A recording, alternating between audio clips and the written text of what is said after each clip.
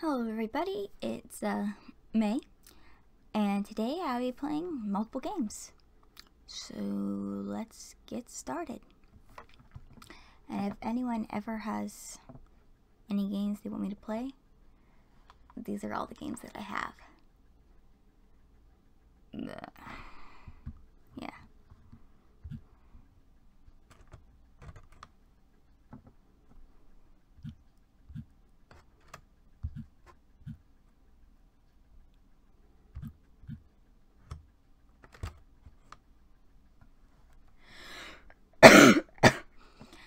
Well, I'll start the first one. This is Project Rombus. If anyone has played the Undyne fight in Genocide Route, this is from what I can see, this is approximately what it is. And let me turn it off before.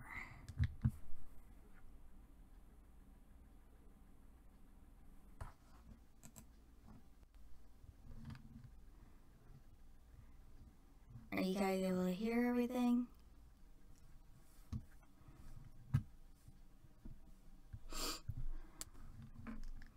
Hey, I just got the notification that I'm streaming.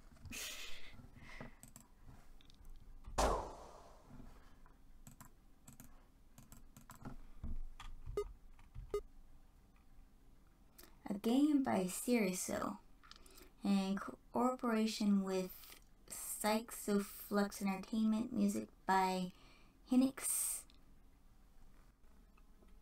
Oh, and a hymn. I don't know, sorry.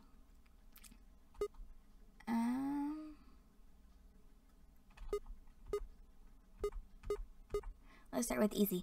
And if you just came in, this is what was it again? Project Rombus. Rombus? It's kind of like the, from what I've seen, it's kind of like the Genocide Undyne fight, maybe. I don't know, I've never played it before. Oh.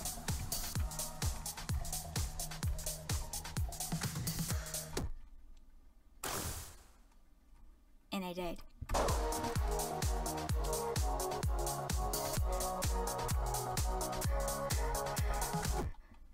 See? It's like the Undyne fight. Try this again.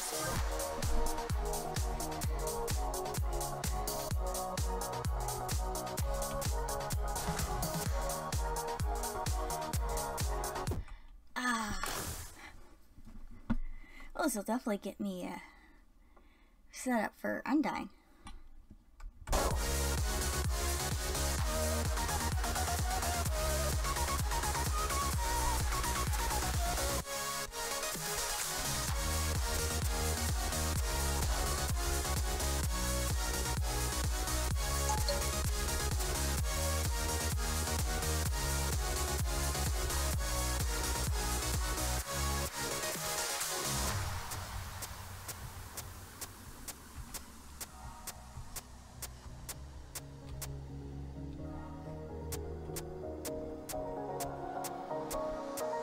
And I'll be playing other games too, but to get started, I wanted to play this. Ah, dang it.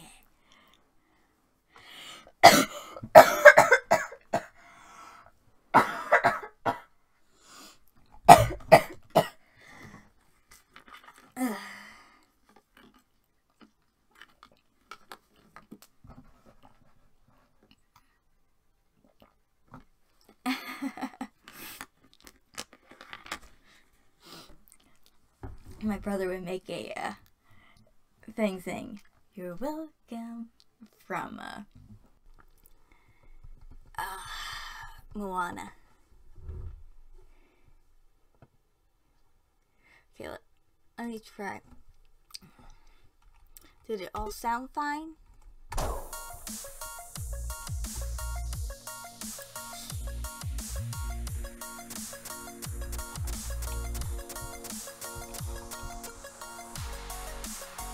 I'll be an expert at Undyne before when I get to the end of this.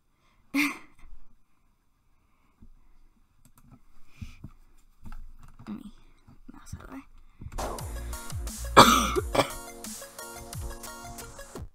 Oh. Let me see what else they have.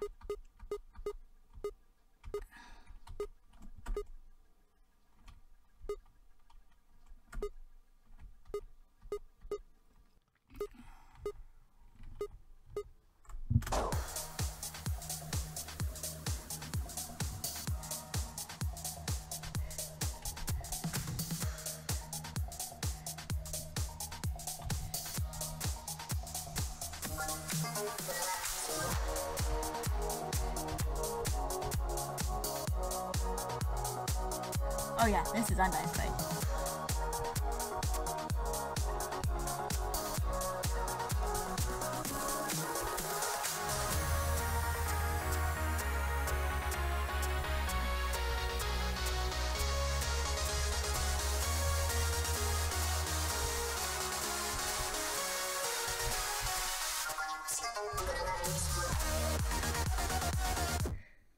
Ah, no! Dude.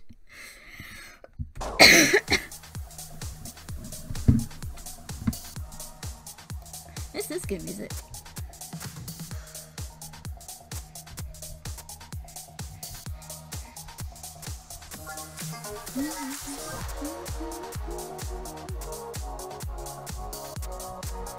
And let me know if I need to mute the music up or the sound up or anything up or down or whatever. Okay, let's try hard.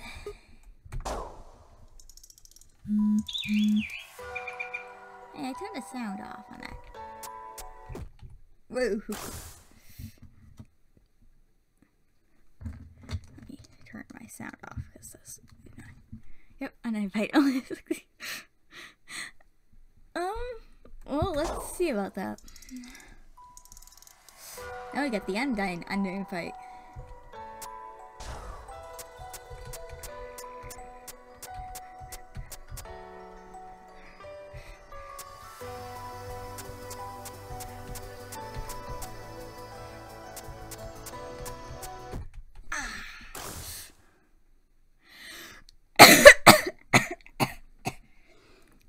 This is fun. I like this game.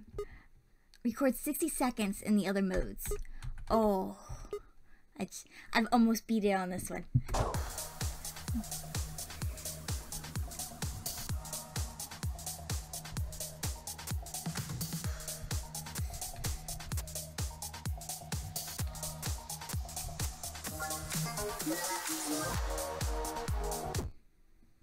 Too soon.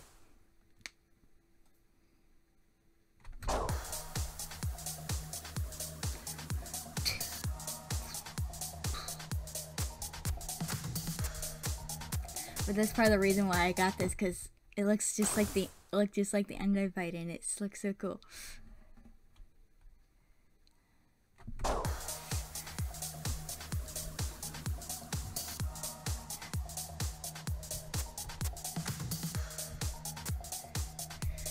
But I also got Doki Doki also, so I probably will play that.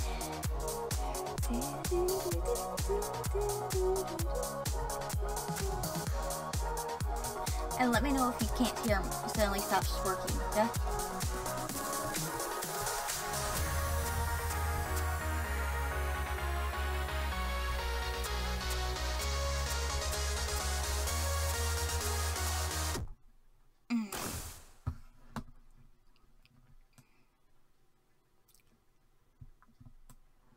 No, it looks like it's still working. Let me move it there, there. Okay.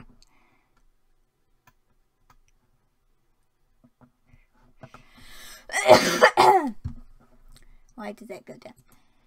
Okay, one more try and then I will move on to the other game.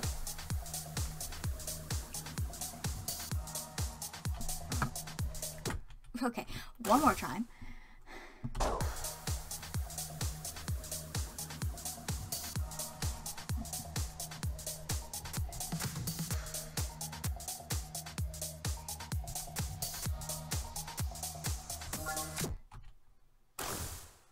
there we go. Not bad.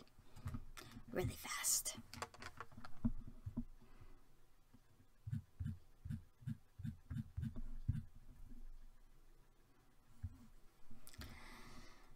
Okay.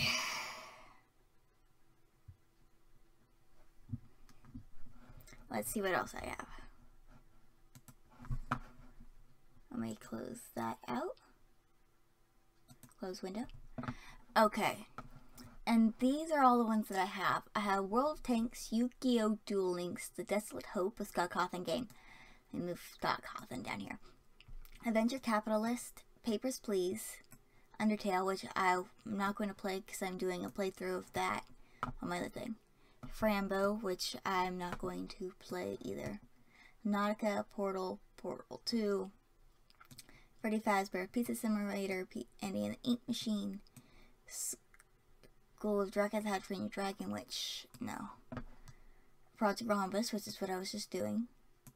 Clicker Heroes, Doki Doki Literature Club, Five Nights at Freddy's 1, Five Nights at Freddy's 3, FNAF World, and FNAF Sister.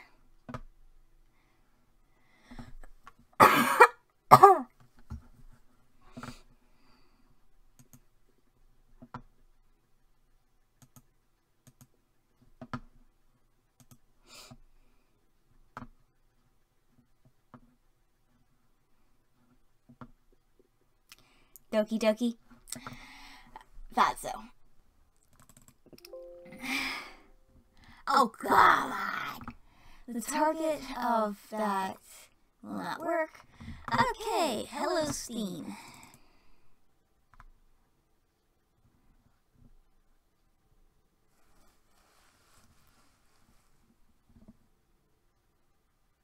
You like my lights? They are, let me see if I can get it. I hate it. Of course I hate it. They are, little M&Ms. Little M&M lights. Here, let me. See? Little M&M. And I totally messed up what it looks like. So let me fix this.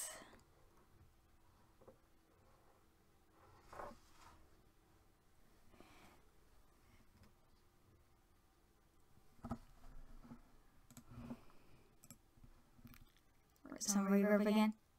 I think I was moving.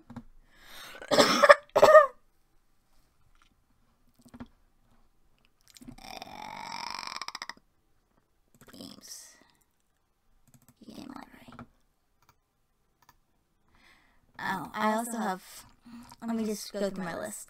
Venture Capitalist, Ark Survival Evolve, Ark Survival Fittest, Bendy, Clicker Heroes, Desolate Hope, Doki Doki Literature Club. Five Nights at Freddy's 1, 2, 3, 4, 6. Frambo, Pizza Simulator, Kindergarten, Middle Shadow Mordor, Paladins, Papers, Please, Plants for the Zombie, Game of the Year, Portal 1 and 2, Project Rombus, Rocket League, School of Dragons, Stick Fight, The Games, Nautica, Tattletale, Undertale, and Yu-Gi-Oh! I do not have Tattletale installed. Let me just... No, I'll mess it up. And some Nautica. I don't know. I already said Nautica. Okay. Doki Doki.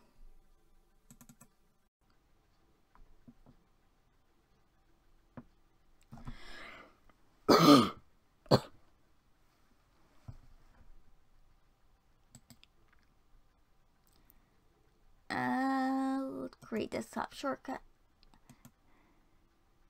Okay, yes, I'm doing Doki Doki. I'm just trying to get it to actually work.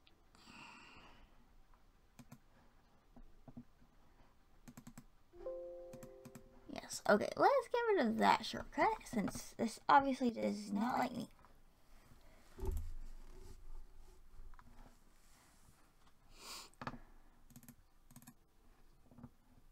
Ah, there we go. Exit.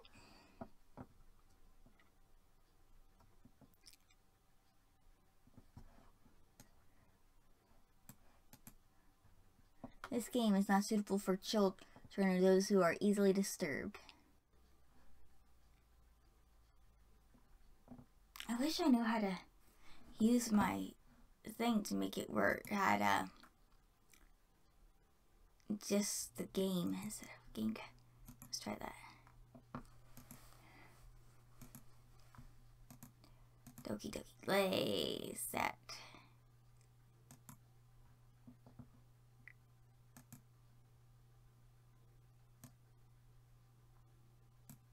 Haha! There we go. And I can play it the other way.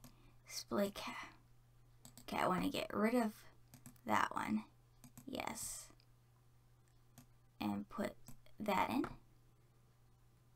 Okay, everything look good? Individuals suffering from anxiety or depression may not have a safe experience playing this game. For contact warnings, please visit. There. I agree. By playing Doki Doki Literature Club, you agree that you are at least 13 years old and you consent to your exposure of highly disturbing content.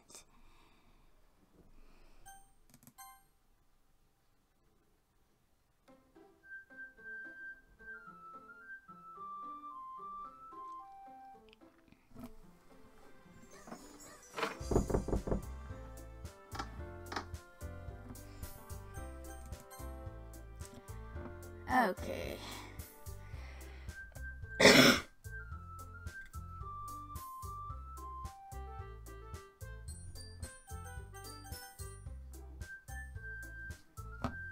Light.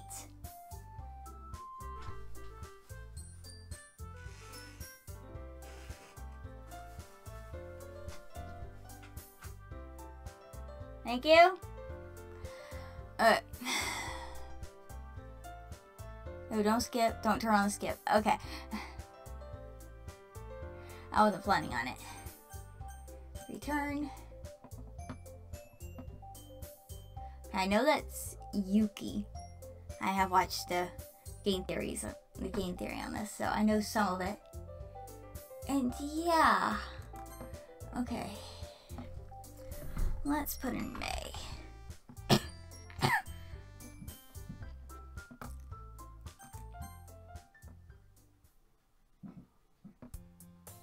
Hey! I see an annoying girl running towards me from the distance, waving her arms in the air like she is totally oblivious to any attention she might draw to herself. The girl is Yuri, my neighbor and a good friend since we were children. You know, the kind of friend you never see yourself making today, but it just kind of works out because you've known each other for so long. We used to walk to school together on days like this, but starting around high school, she would oversleep more and more frequently, and I would get tired of waiting up. But if she's going to chase after me like this, I almost feel better off running away. However, I just sigh and idle in front of a crosswalk and let Sayori catch up to me.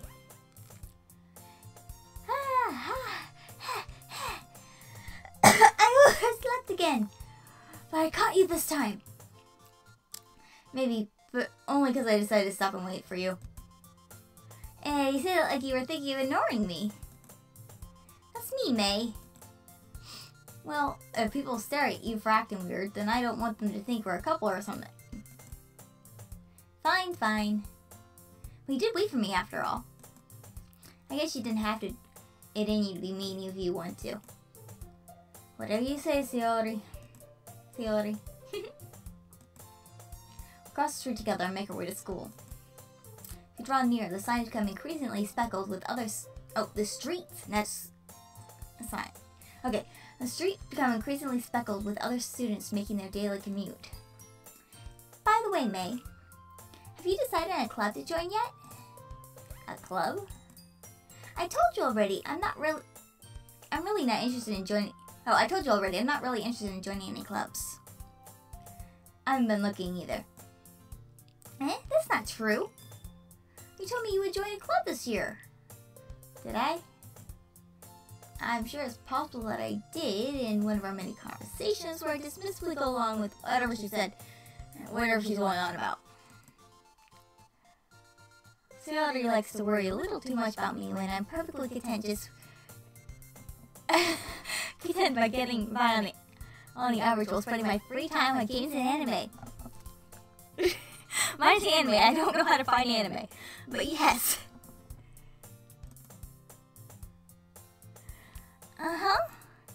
I was talking about how I'm worried that you won't learn how to socialize having skills before college. And happiness is really important to me, you know. And I know you're happy now, but I die at the thought of you becoming a NEET in a few years because you're not used to the real world. You trust me, right? Don't make me keep worrying about you. Alright, alright. I'll look at a few clubs that makes you happy. No promises, though. Will you at least promise me you'll try a little? Yeah, I guess I'll promise you that. Why do I let myself get lectured by such a carefree girl? More than that, I'm surprised I even let myself relate to her. And I guess seeing her worry so much about me makes me want to ease her mind at least a little bit, even if she does exaggerate everything inside her head. School days as ordinary as ever is over before I know it. Let me hit save. Empty slot on. Okay. After I pack up my things, I stare blankly at the wall looking for an ounce of motivation. Clubs. Yuri wants me to check out some clubs. I guess I have no choice but to start with the anime club. Hello? Yuri? Yuri must have come into the classroom while I was spacing out. I look around and realize I'm the only one left in the classroom. I thought I'd catch you coming out of the classroom, but I saw you just sitting there and spacing out, so I came in. Honestly, you're even worse than me sometimes. I'm impressed. You don't need to wait up for me if it's going to make you late to your own club. Well, I thought you might need some encouragement, so I thought, you know what? Well, but you come to my club. Yuri. Yay!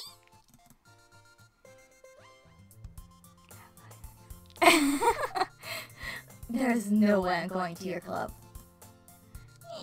Mimi! Yuri is vice president of the literature club. Ooh. Not that I was ever aware that she had any interest in literature. In fact, I'm 99% sure she only did it because she thought it would be fun to help start a new club. Since she was the first one to show interest after the one who proposed the club, she inherited the title Vice President. That said, my interest in literature is guaranteed to be even less. Poems? I know it's in this. Not really. Literature? Yes. That'd probably be my club. Yeah, I'm going to the anime club. Come on, please. I don't care so much anyway. Well, I kinda told the club yesterday I'd bring in a new member. Oh god. And Atsuki made cupcakes and everything? Don't make promises you can't keep. I can't tell if Sayori is really that much of an airhead or if she's so cunning as to have planned all this out. I'll let out a long sigh. Fine, I'll stop by for a cupcake, okay? Yes! Let's go! And thus today marks the day I sold my soul for a cupcake.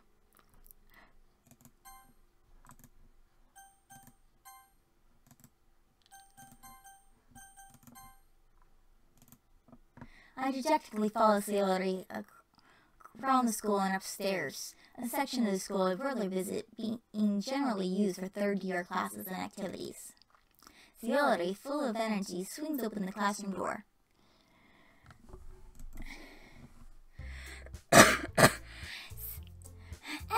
the new member is here! I told you, don't call me a new member. I glance around the room. Welcome to the Literature Club. It's a pleasure meeting you. Sayori always says nice things about you. Seriously, you brought a boy? Way to kill the atmosphere. Apparently you're a boy.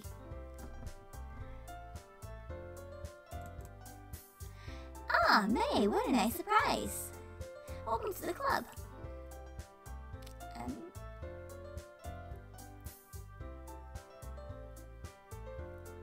Okay, so save there and then don't save. Okay. I thought I could have sworn for a second there she had no arms. I was like, where are her arms? Behind her. All words escape me in this situation.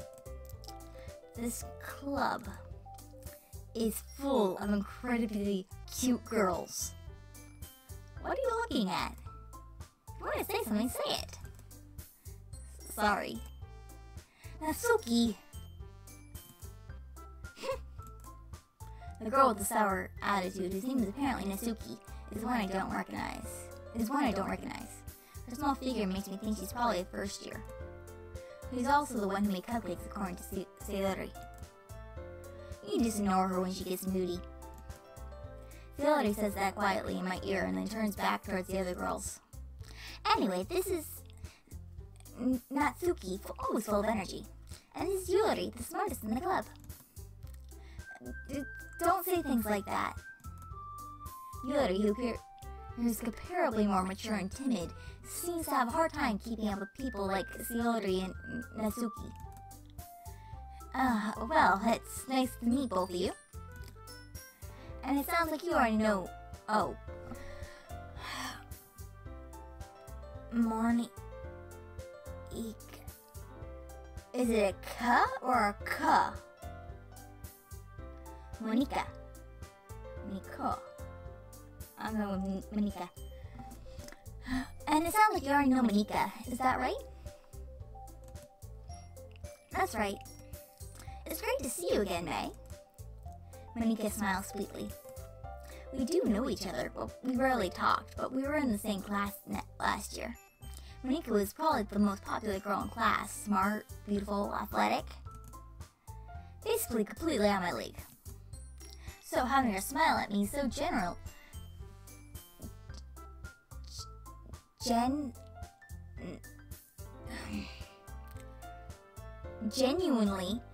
feels a little...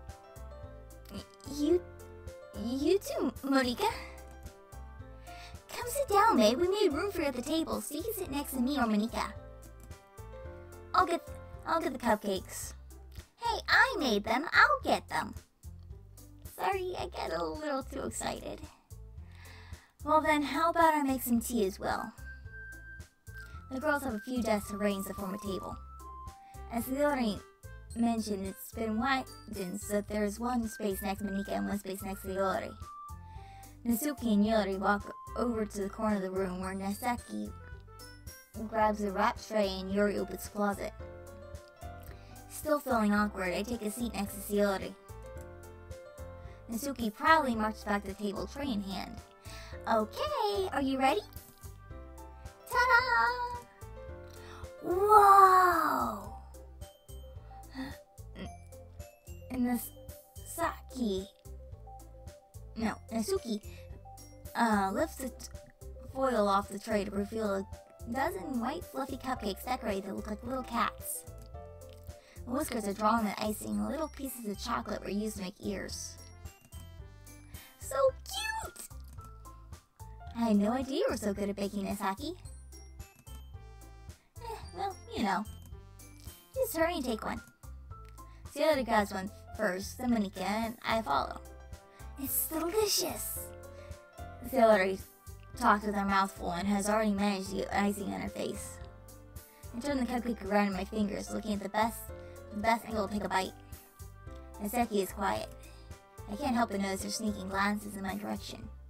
Is she waiting for me to take a bite? I finally bite down.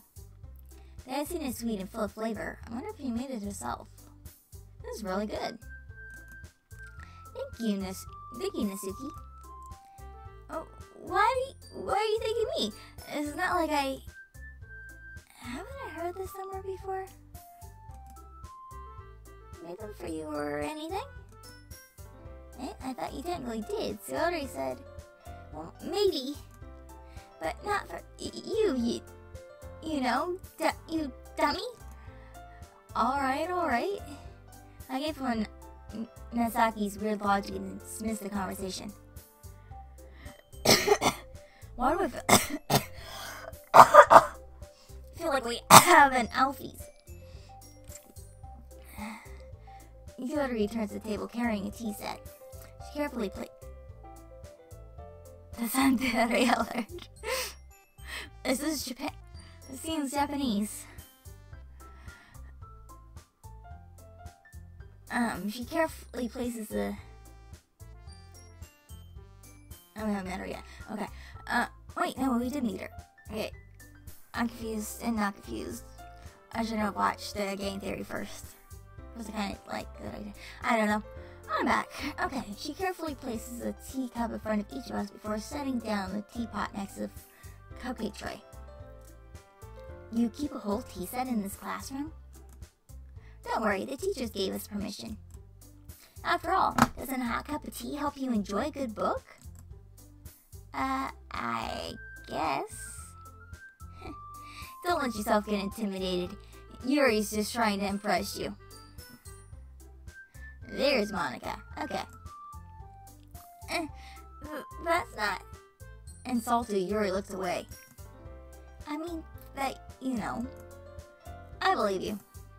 Well, tea and reading may not be a pastime for me, but I at least enjoy tea. I'm glad.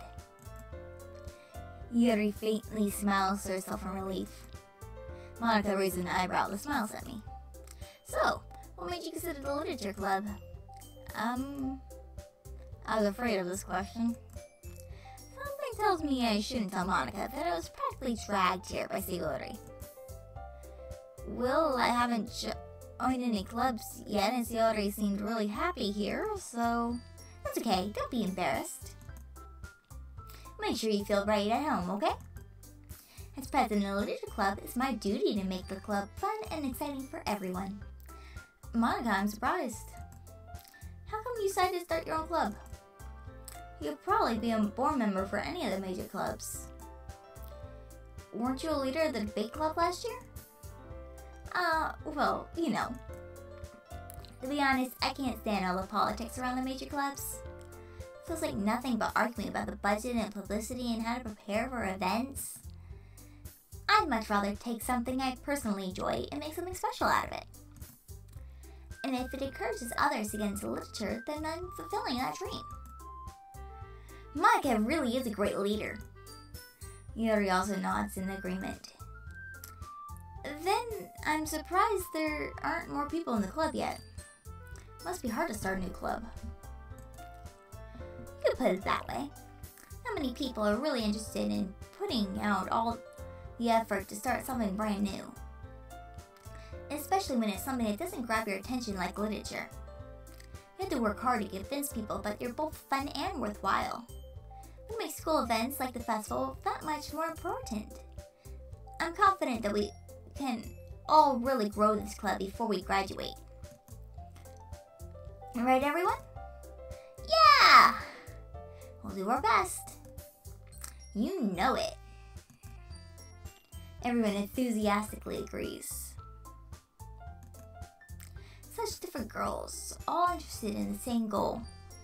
Okay, I'm just gonna get rid of my thing for just a second. Okay, and now I'm back. I just wanted that for a picture. Monica must have worked really hard just to find these three. Maybe it's why they're all so delighted by the idea of a new member joining. Though I still don't really know if I keep up their level of enthusiasm about literature. So May, what kind of things do you like to read? Well, considering how little I've read these past few years, I really don't have a good way of answering that. Magna? Or Mega? Magna? Manga? Manga. I think that's the word, manga. I muttered quietly to myself, half joking. Natsuki's head suddenly perks up. It looks like she wants to say something, but she keeps quiet. She stutters, and she likes anime. She's Alfie's, and she's short.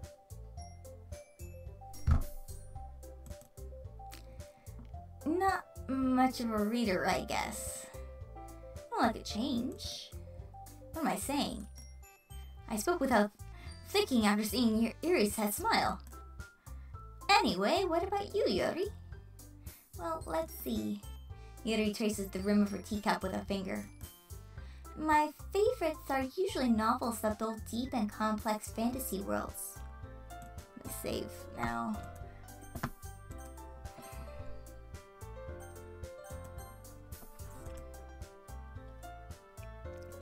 The level of creativity and craftsmanship behind them is amazing to me. And telling a good story in such a foreign world is equally impressive. Yuri goes on, clearly passionate about her reading. She seems so reserved and timid since the moment I walked in, but it's obvious by the way her eyes light up that she finds her comfort in the world of books, not people. But, you know, I like a lot of things.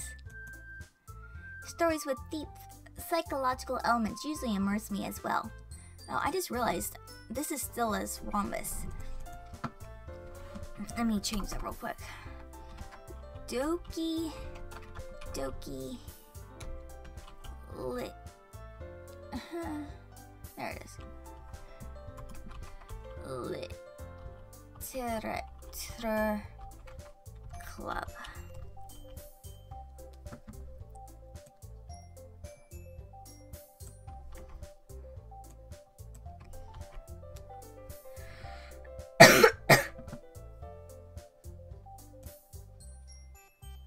And I might bring people to the stream now that it actually says Doki Doki.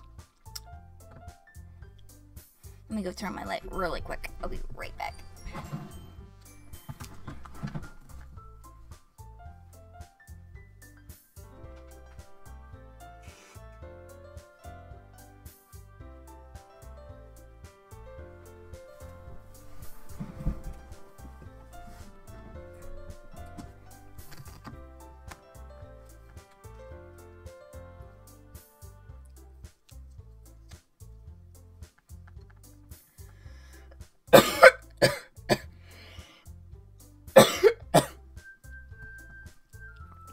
Stories with deep psychological elements usually immerse me as well. Isn't it amazing how a writer can so deliberately take advantage of your own lack of imagination to completely throw you for a loop? Anyway, I've been reading a lot of horror lately.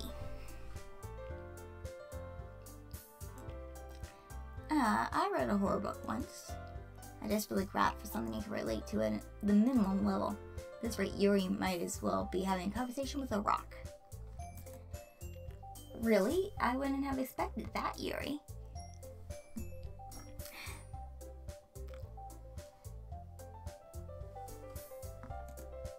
For someone as gentle as you, I guess you could say that. But if a story makes me think or takes me to another world, then I really can't put it down. Surreal horror is often very successful at changing the way you look at the world, if only for a brief moment. I hate horror. Oh, why's that? Well, Naseki's eyes died over to me for a split second. Never mind. That's right, you usually like to write about cute things, don't you, Naseki? Natsuki. What? What gives you that idea? You left a piece of scrap paper behind last club meeting. It looked like you were working on a poem called "Don't Say It Out Loud!" And give that back. Fine. Your cupcakes, your poems. Everything you do is just as cute as you are.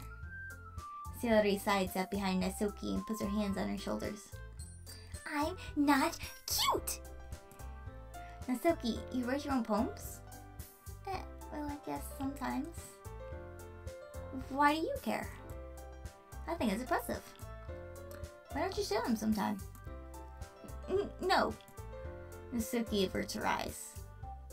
You wouldn't like them. Not a very confident writer yet? I understand how Natsuki feels. Sharing that level of writing takes more than just confidence. The truest form of writing is writing to oneself.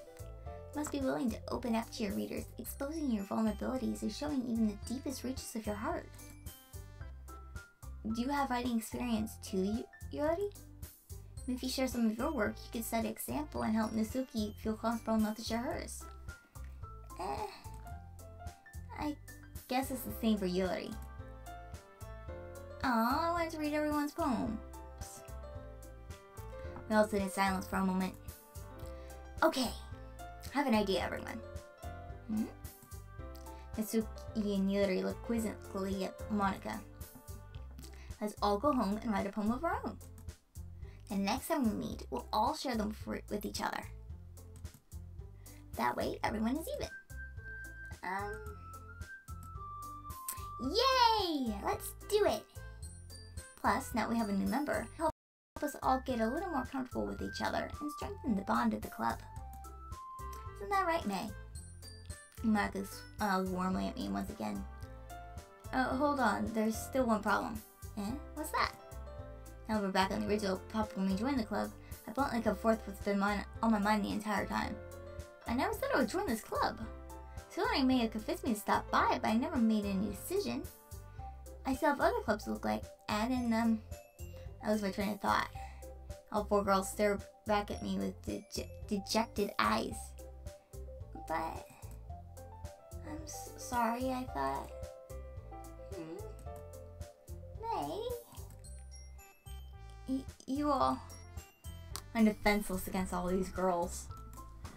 How am I supposed to make a clear-headed decision when it's like this? That is, if writing poems is the price I need to pay in order to spend every day with these beautiful girls. Right. Okay, I've decided then. I'll join the literature club.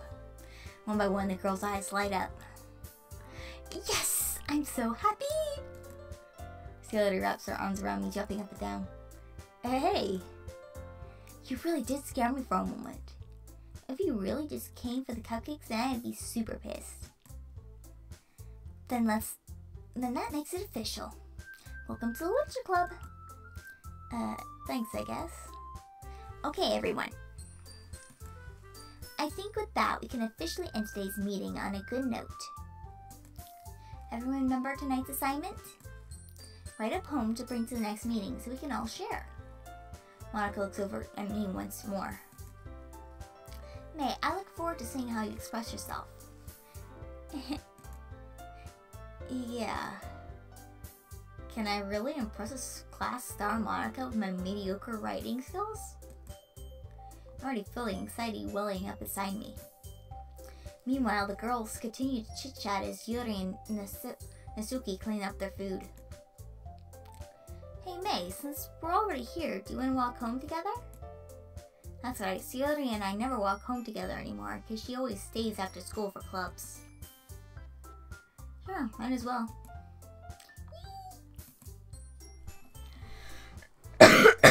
With that, the two of us depart the club room and make our way home. And the whole way, my mind wanders back and forth between the four girls. Yuri, Natsuki, Yuri, and of course, Monica. Will I really be happy spending every day after school in a literature club? Perhaps I'll have the chance to grow closer to one of these girls. Alright. Okay, and I have a feeling that's the last save.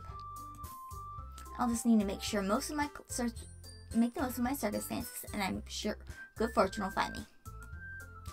And I guess that starts with writing a poem tonight. It's time to write a poem. Pick words that you think your club member will like. Something good might happen with whoever likes your poem the most.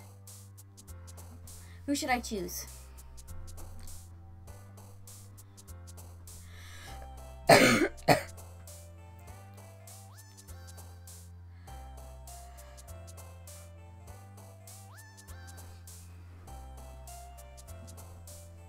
I don't particularly care.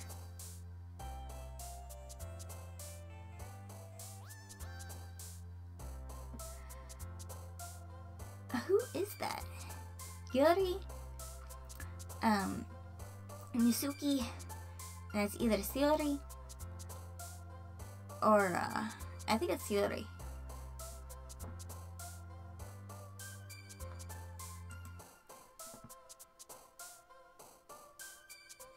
I'm gonna do Yuri.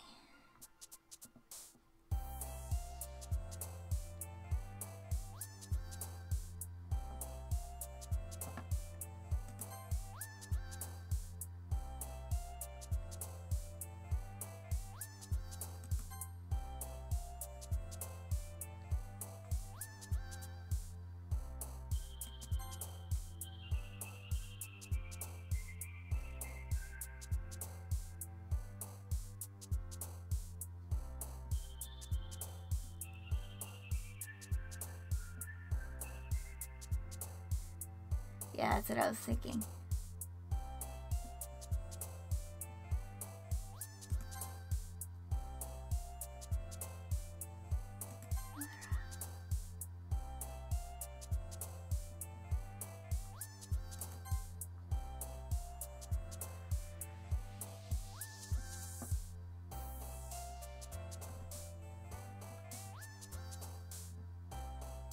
Okay, so that is Yuri.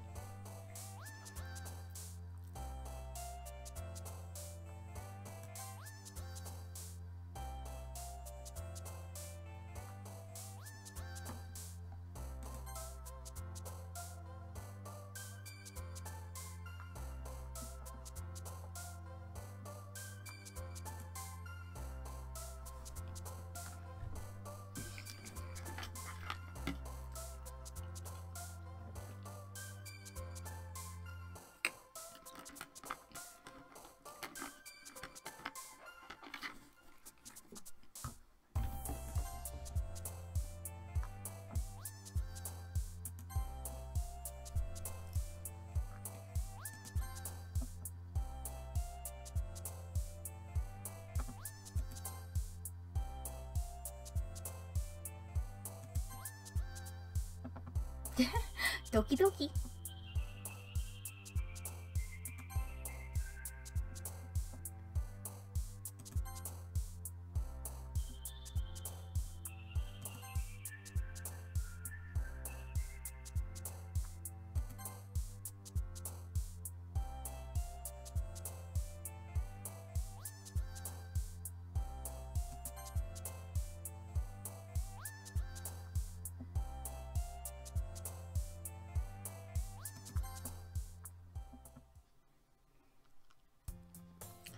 Hi again, May.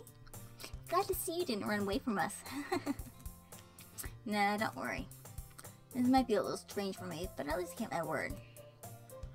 Oh, I'm back at the Literature Club. I was the last to come in, so everyone else is already hanging out. Thanks for keeping your promise, May. I hope this isn't too overwhelming of a community for you. Making you dive headfirst into literature when you're not accustomed to it. Oh, come on, like he deserves any slack. Yuri told me he didn't even want to join any clubs this year. And last year, too. I don't know if you plan to just come here and hang out or what. But if you don't take it seriously, then you won't see the end of it. Natsuki, you certainly have a big mouth for someone who keeps her manga collection in the club room. Natsuki finds herself stuck between saying Monica, manga. I do not know how to say this word. I literally have never had to say this word out loud. Manga. And so, manga is literature. Swiftly and defeated, Natsuki plopped back into her seat. Don't worry, guys. May always gives it his best as long as he's having fun. He helps me with busy work without me even asking. Like cooking, cleaning my room. How dependable.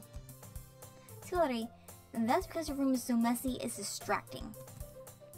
And you almost set your house on fire once. Is that so? You two are really good friends, aren't you? I might be a little jealous.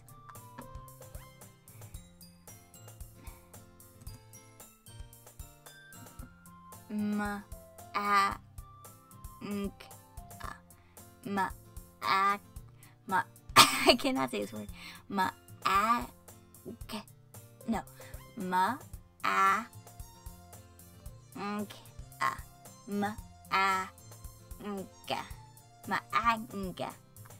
Close enough. I might be a little jealous. How come? You and May could be good friends too. And Sayori. As usual, Sayori seems oblivious to the worst situation you just put me into. Oh, Sayori even brought you something today, you know. Wait, Sayori? Me? Not really. Don't be shy. It's really nothing. What is it? Never mind. Sayori made it sound like a big deal when it's really not. What do I do? I'm sorry, Yuri. I wasn't thinking. Manga. Yes. You say manga. I think I've always pronounced it as manga. I don't know. I'm sorry, Yuri. I wasn't thinking. I guess that means it's up to me to rescue this situation. Don't worry. Hey, don't worry about it. First of all, I wasn't expecting anything in the first place. So any nice gesture from you is a pleasant surprise. It'll make me happy no matter what. Is that so? Yeah, I'll make it a big deal if you don't want it to be. And if I need to speak up, let me know. Alright. Well, here. Yuri reaches into her bag, pulls out a book. I didn't want you to feel left out. So I picked out a book that I thought you might enjoy. It's a short read, so it should keep your attention even if you don't usually read. We could, you know, discuss it if you wanted. This is... How is this girl accidentally so cute, being so cute? She even picked out a book she thinks I'd like despite me not reading so much.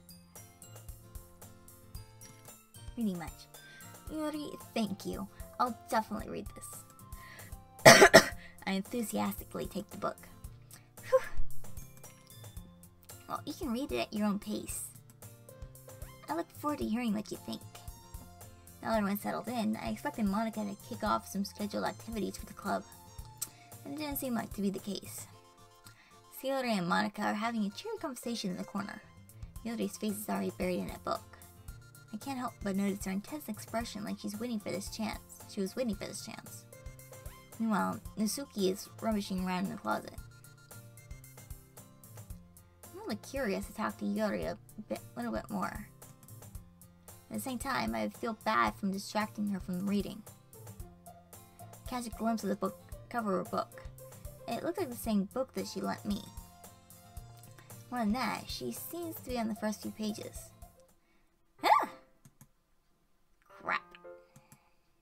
I think she knows me looking at her again. She sneaks another glance at me and our eyes meet for a split second. It only makes her hide her face deeper in her book. Sorry. I was just spacing out. I muttered this sensing I made her uncomfortable. Oh, it's fine. If I was focused, then I probably wouldn't have noticed in the first place. But I'm just rereading a bit of this, so... This is a book you gave me, right? Mm-hmm. I wanted to reread some of it. Not for any particular reason. Just curious, how come you have 2 copies of the same book? Ah, well, when I stopped at the bookstore yesterday... Oh, that's not what I meant. I mean... I just happened to buy 2 of them? Huh, I see. There's something fairly obvious here. There's something fairly obvious here that Yuri isn't telling me, but I decided to let it go. I'll definitely start reading it soon. Glad to hear that. Once it starts to pick up, you might have a hard time putting it down. It's a very engaging and relatable story. So, what's it about anyway? Well, Yuri closes the book and scans her eyes over the back. The book is titled Portrait of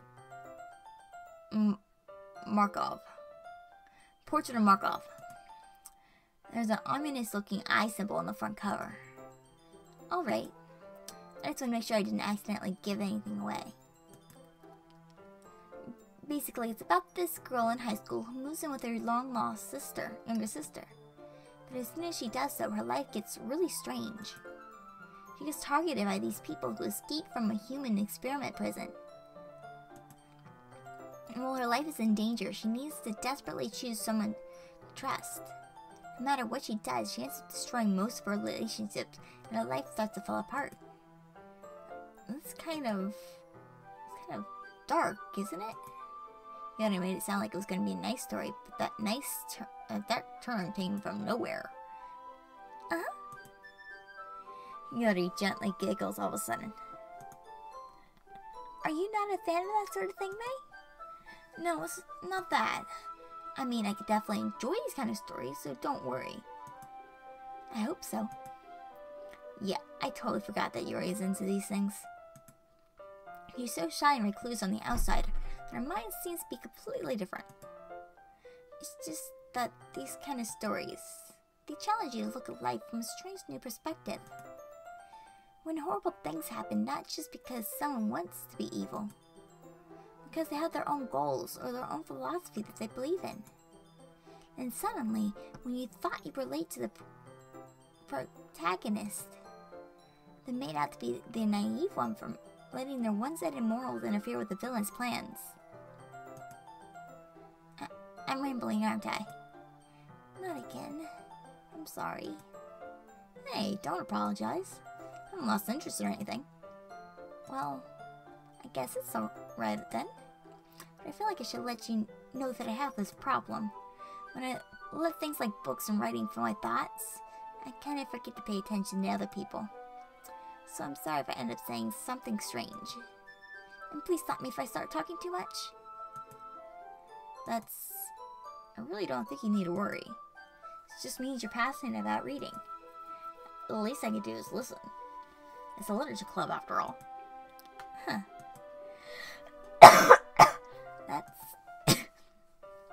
Well, that's true. In fact, might as well get started reading it, right? You don't have to. What are you saying? Just a moment ago, you were saying you were looking forward to it. Let me just get the book. I quickly retrieved the book that I put in my bag. Ah, that's fine if I sit here, right? It's up in the seat next to Yuri's. Yeah? Are you sure? You seem a little apprehensive. I'm sorry. It's not that I don't want you to. It's just something I'm not very used to. That is reading company with someone. I see. Well, just tell me if I'm distracting you or anything. Alright.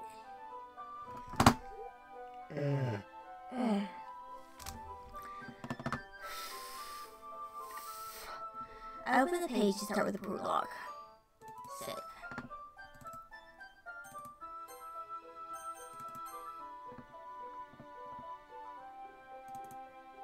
I don't understand what Yuri means about reading company. It's as if I could feel a presence on my shoulder as I read. A particularly bad thing. Maybe a little distracting, but the feeling is somewhat comforting. Yuri is in the corner of my eye. I realize that she's not actually looking at her own book. I glance over. It looks like she's reading from my book instead. Sorry. I was just... Yuri, you really apologize a lot, don't you? I do? I don't really need to. Sorry. I mean... Here, this should work, right?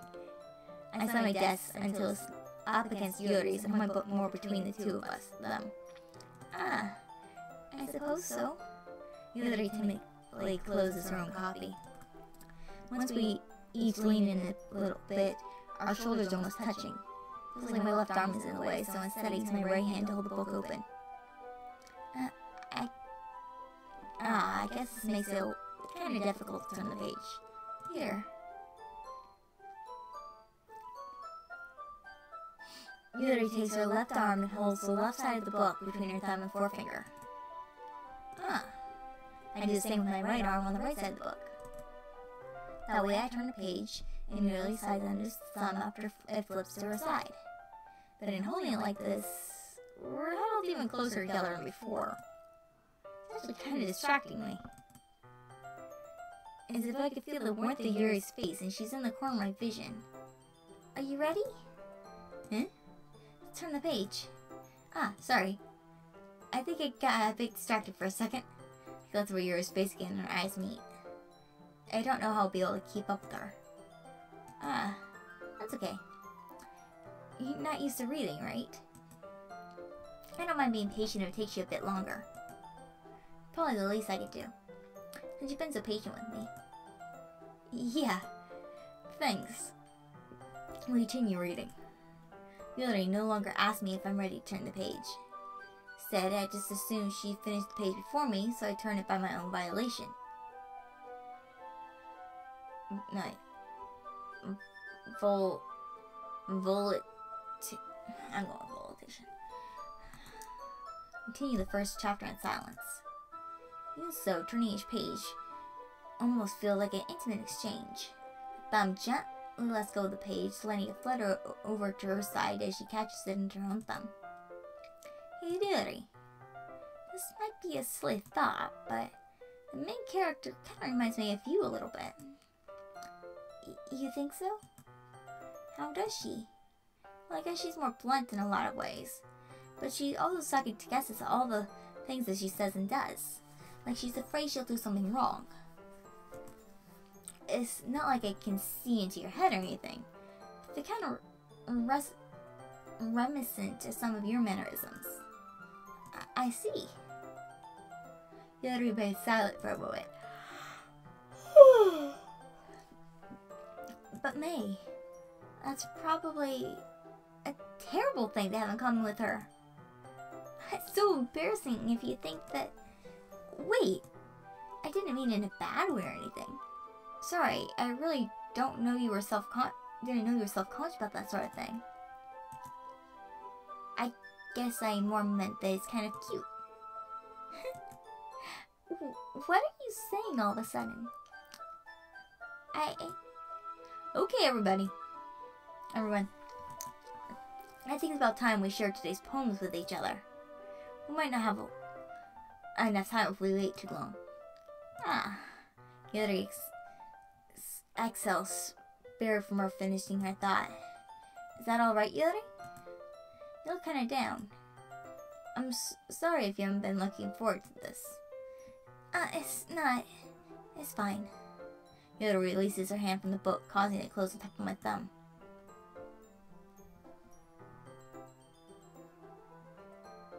You got rid of the words. Well, that was also with the project Rombus in there too, for the hour thing.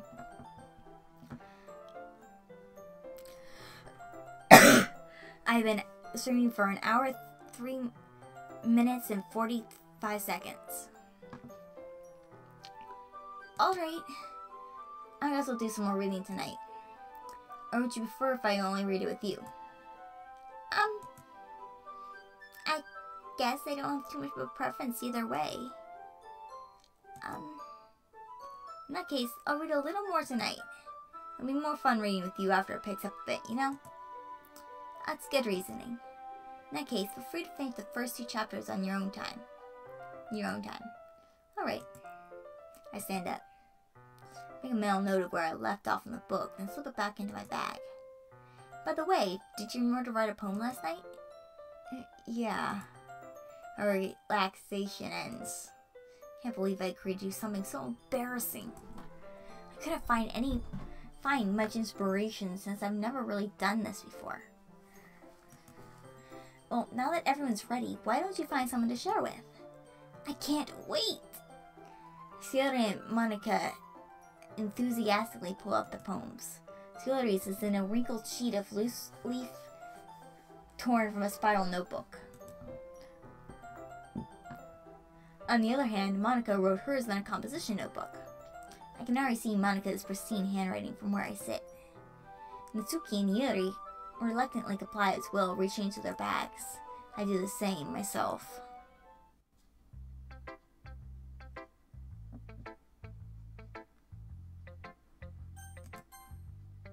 Yuri seems the most experienced, so I should start with her. I can trust her opinion to be fair. As Yuri reads the poem, I notice her eyes lighten. Exceptional. What was that? Huh? Did I say that out loud? Yuri first covers her mouth, then ends up covering her whole face. It's gonna hate me. You really didn't do anything wrong, Yuri. Huh? I guess you're right. What am I getting so nervous for? Yuri takes a breath. So, what kind of writing experience do you have? Your use of imaginary metaphors indicate you've written a lot of poetry before. Really? Well, that's a huge compliment coming from you. That's my first time, really. Huh? Yuri stares at me blankly and looks at my poem again. I know that. I just mean, Yuri trails off, unable to find an excuse.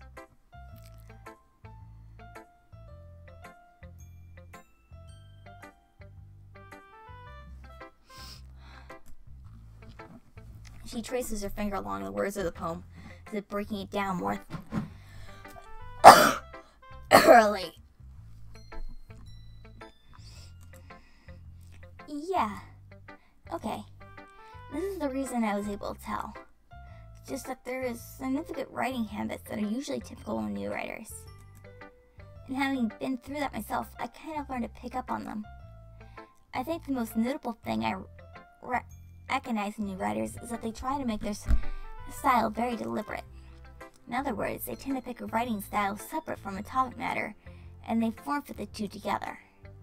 The end result is that both the style and expressiveness are weakened. When Yuri finds a trail of thought, it seems as if her meter totally changes. Her stammering is completely gone, and she sounds like an expert. Of course, that's not something you can be blamed for. There are so many different skills and techniques that go into writing even a simple poem. Not just finding them and building them, but getting them to work together is probably the most challenging part. It might take you some time, but it all comes with practice and learning by example and trying new things. I also hope that everyone else in the club gives you valuable feedback. Natsuki can be a bit biased, though. Biased? How? Well, never mind. I shouldn't be talking about people like that. Sorry. It's fine. Not sure if Yuri is apologizing to herself, for me, or to Natsuki. Do you mind if I read your poem now? Please do. I'd love to share my my thought process behind it. Yuri smiles dreamily as if it was a real opportunity to her.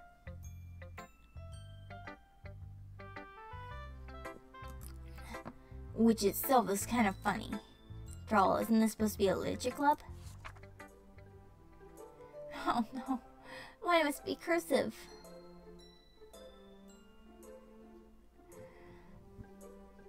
Ghosts under the light.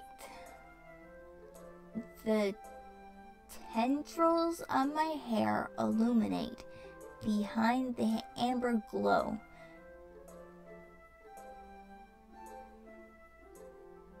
Bathing? What is that word?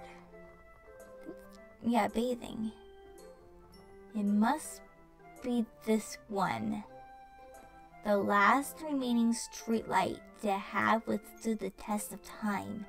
The last yet to be replaced by the sickening blue-green hue of the future. I bathe. Calm, breathing air of the present, living in the past. Oh, is that, maybe that's breathe? No? I have no idea what that word is. Battling? There's a word here. Thank you. The light flickers, I flicker back.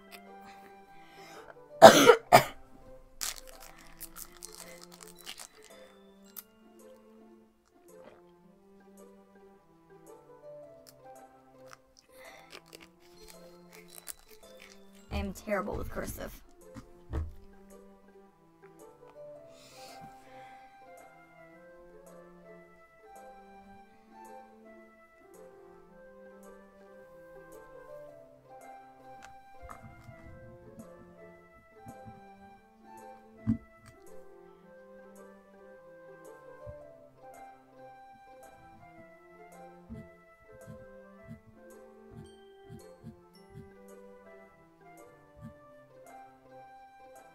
Calm breathing of the present, but living in the past. Lying.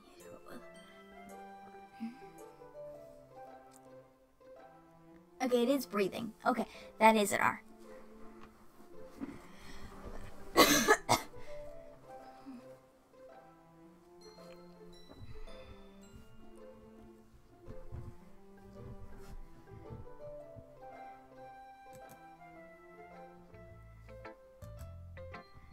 I'm sorry I have such terrible handwriting. What? I wasn't thinking that at all. But it took you a long time to read. Ah. Well, I just don't read script very often. Actually, I think your handwriting is pretty. Yes?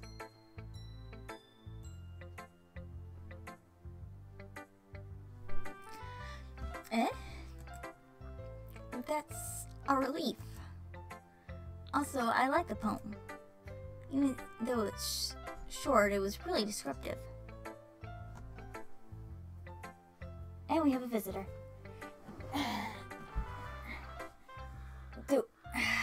Doki Doki. Oh, great. Do you have the game files open? Not yet. Get them open. ASAP. We're still in the very beginning. Okay. But you need no one's trying to kill anyone yet. Oh, alright. Sit. Oh, Chica. Leave? I'll if poke you want. Chica. Yes. Here. Take Nightmare. Nightmare. Wait. Chica. That's not Nightmare. Is it Nightmare? No, it's It has no name. Shadow Bonnie. Oh yeah, Shadow. Shadow. It doesn't actually have a name. This is from my Foxio. I just killed him again. Leave. And Foxy. Okay. It wasn't too short. I usually write long. Shut. It's literally a spam of letters. That's its name. Shh. I usually write longer poems. Turn on my light and shut the door. Not at all. I'm really glad you like it. I'll be honest. Since it's our first time sharing, I wanted to write something a little more mild. Something easy to digest, I suppose. Are you into ghosts, Yuri? Mm-hmm. Actually, the story's about a ghost at all, May. Really? I was totally missed the point. Well, I suppose you only glanced over it after all. Remember that poets often express their own thoughts, feelings, and experience in their work. They usually do more than tell a full story or paint a picture. In this case, perhaps the subject of the poem is only being symbiotically compared to a ghost. I don't know what's that word. Lingering in her last remaining place of comfort, unable to let go of the past. And soon be left with nothing. That's a lot more solemn putting it that way. I hadn't even thought of that. That's impressive. Eh? It's nothing, really. Yours was impressive too, so... Nah. Don't forget to feed this time. If anything, I could probably learn a thing or two from you. You think so? Yeah, of course. You know, I was really nervous about doing all this, but in the end, I enjoyed it. I'm gonna keep doing my best for you, May. Huh. Me too.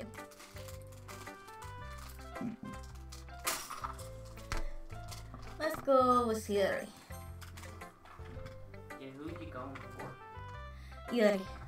Yuri? Which one's Yuri? The one I was just on. Oh, okay. This is a good poem, May. Are you sure it's your first time? Of course. It's not that good. Am I the kind of guy who would be writing poems in his spare time? I guess you're right. But that's why it impressed me. And to be honest, I was afraid you wouldn't do it seriously. You wouldn't do it seriously. But you wouldn't write one at all. I'm really happy that you just wrote one. It just reminds me of how you're really a part of the club now. Not to mention the fact that I'm standing in front of you in the classroom.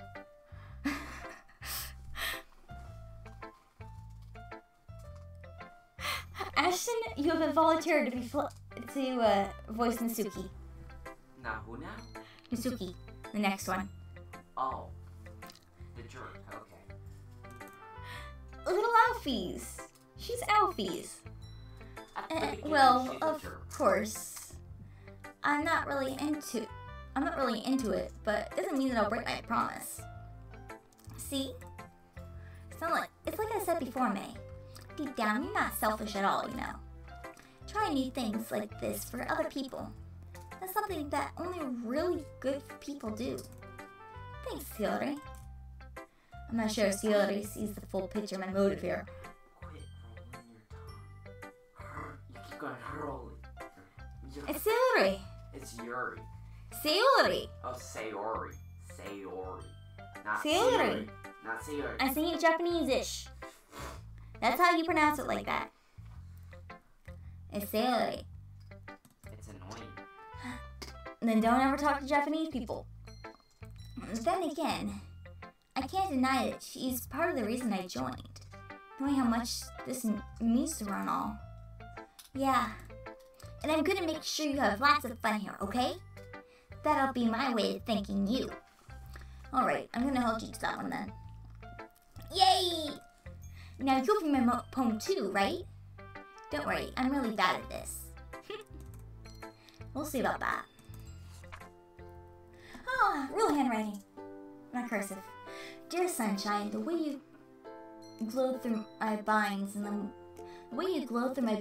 morning, it makes me feel like you miss me. Kissing my forehead to help me out of bed, making me rub the sleepy from my eyes. Are you asking me to come out and play? Are you trusting me to wish away a rainy day? I look above, the sky is blue. It's a secret, but I trust you too. If it wasn't for you, I would sleep forever. But I'm not mad. I want breakfast. That last line. It's gold. Sayori. This is just a guess, but did you wait until this morning to write this? No. Just a little bit. You can't answer just a little bit to a yes or no question. I forgot to do it last night. Well, at least that makes me feel a little better about myself. Don't be mean. I still try my best. Yeah. I didn't mean to say it was a bad poem. It came out nice, or how should I put it? It sounds just like you. Really? Yeah. Especially that last line. I made eggs and toast. Even though you were late to school. It's bad to skip breakfast. I get all cranky. Well, I guess there's no point in arguing. Anyway, thanks for showing me. This was so much fun. Monica's the best. Yeah. But next time, I won't forget. And I'm gonna write the best poem ever. Well, I guess I look forward to it. You're up. Oh, I finished Chica. What? May, if you're not gonna take this club seriously, then go home. What? Harsh. Harsh. Sorry. What, you expect me to believe that you actually put effort into this? Do you think I'm stupid? I'm not a writer. Maybe it's not very good, but yeah, I did put an effort. We all start somewhere, right? If you're still proud of the first poem you ever wrote, then I'd like to read it. Painful to think about. Fine. Well, sorry. You'll get better anyway. I'd tell you what to improve, but you're better off just trying again. Fair enough. Well, to each their own, I guess. Anyway, I guess I gotta share mine now. Knowing you, you'll probably think it's stupid. Eagles can fly, monkeys can climb, crickets can leap, horses can race, owls can sneak, cheetahs can run, eagles can fly, people can try, but that's about it. Yeah. I told you that you weren't gonna like it. I like it. What? Just be honest. I am. Why are you so convinced that I wouldn't like it? Well, because everyone in high school thinks that writing has to be all sophisticated and stuff. So people don't even take my writing seriously. But isn't the point of poems for people to express themselves? Your writing style wouldn't make your message any less valid. Yes, exactly. I like it when it's easy to read, but it hits you hard. Like in this poem. Seeing everyone around you do great things can be really disheartening. So I decided to write about it. 10 out of 10, Nisuki. Yeah, I understand. But the other nice thing about simple writing is that it puts more weight on the wordplay. Like I set up for a rhyme at the end, but then it made it fall flat on purpose. It helps bring out the feeling in the last line. So you did. I guess more went into it than I realized. That's what it means to be a pro. I'm glad you learned something.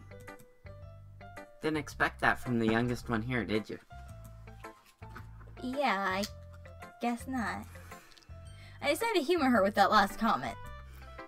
I don't really care how old everyone is, but if Nisuki is feeling proud, then I'll take that away from her.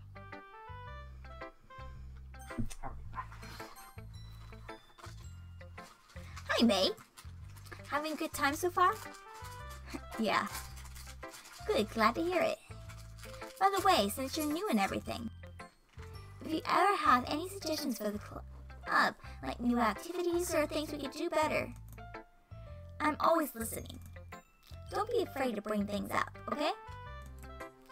Alright, I'll keep that in mind. Of course, I'll be afraid to bring things up.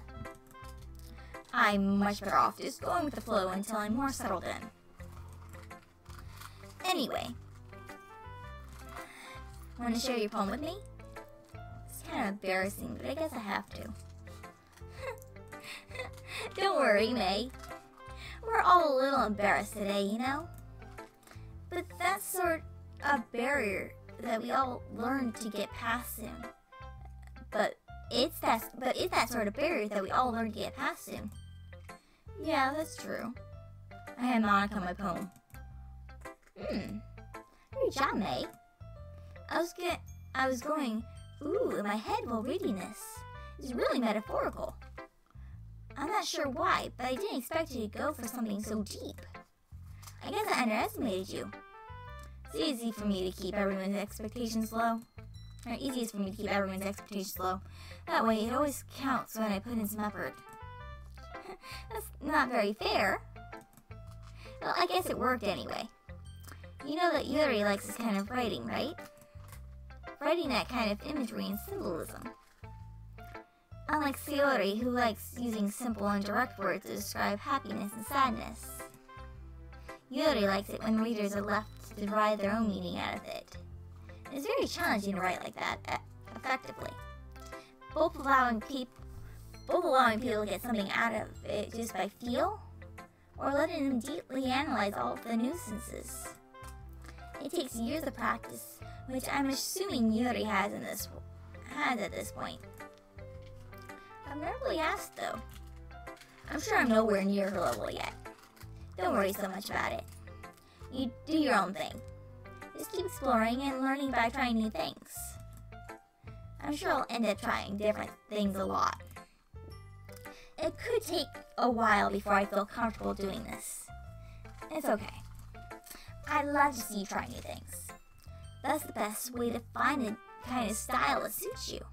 Everyone else may be a little bit biased towards their own kinds of styles, but I'll always help you find what suits you the most. So don't force yourself to write the way everyone else wants you to write.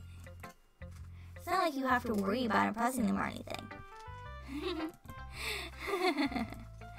Anyway, do you want to read my poem now? Don't worry, I'm not very good. You sound pretty confident for someone who claims to be not very good. Well, that's because I have to sound confident. That doesn't mean I always feel that way, you know. I see. Well, let's read it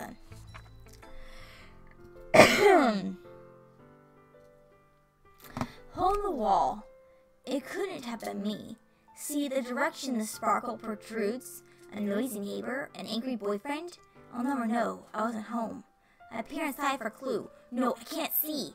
I reel blind like a film left out in the sun. It's too late. My retina's already scorched with a permanent copy of the meaningless image. It's just a little hole. It wasn't too bright. It was...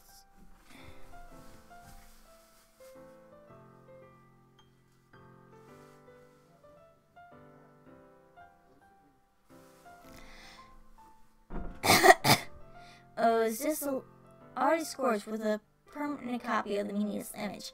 It was just a little hole. It wasn't too bright. It was too deep, stretching forever into everything. A hole of infinite choices. I realize now that I wasn't looking in. I was looking out, and he, on the other side, was looking in. So, what do you think? It's very free form, if that's what you call it. Sorry, I'm not really the right person to ask for feedback. That's okay. Yeah, that kind of style has gotten pretty popular nowadays. That is, a lot of poems have been putting emphasis on the time between words and lines. When performed out loud, it can be really powerful. What was the inspiration behind this one? Well, I'm not sure if I know how to put it. I guess you could say I had some kind of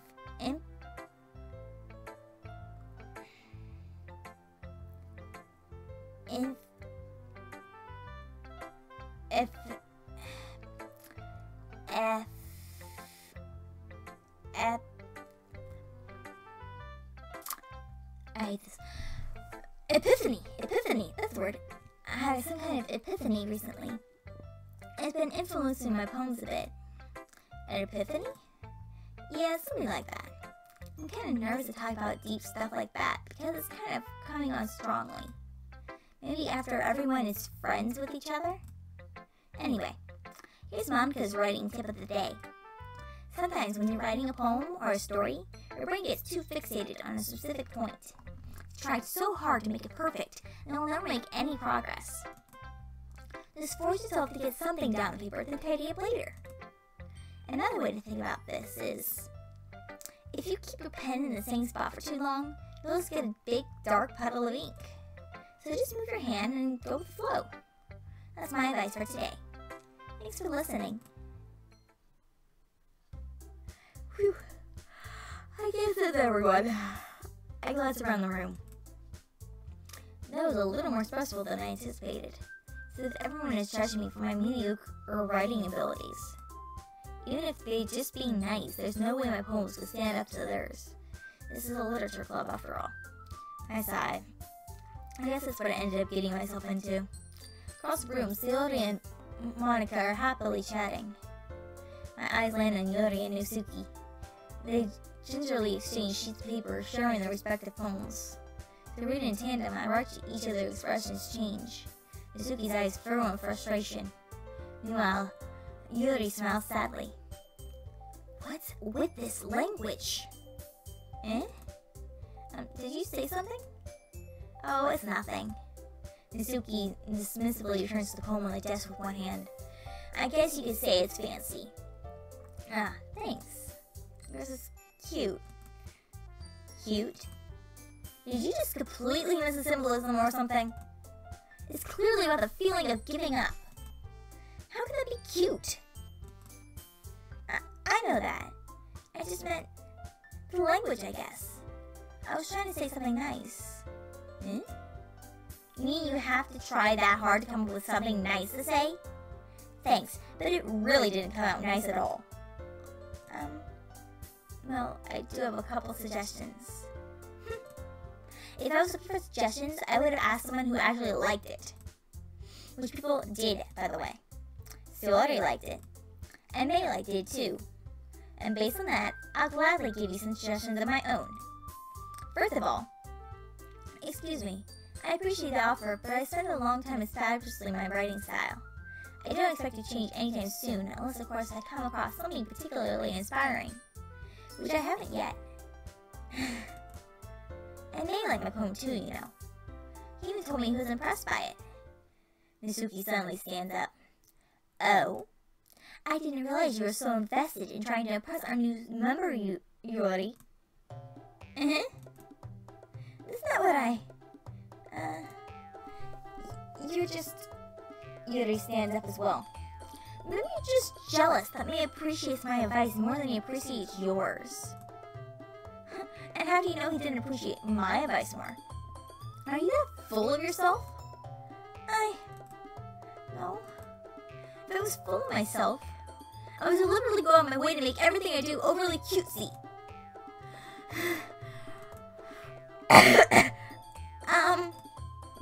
Is everyone okay?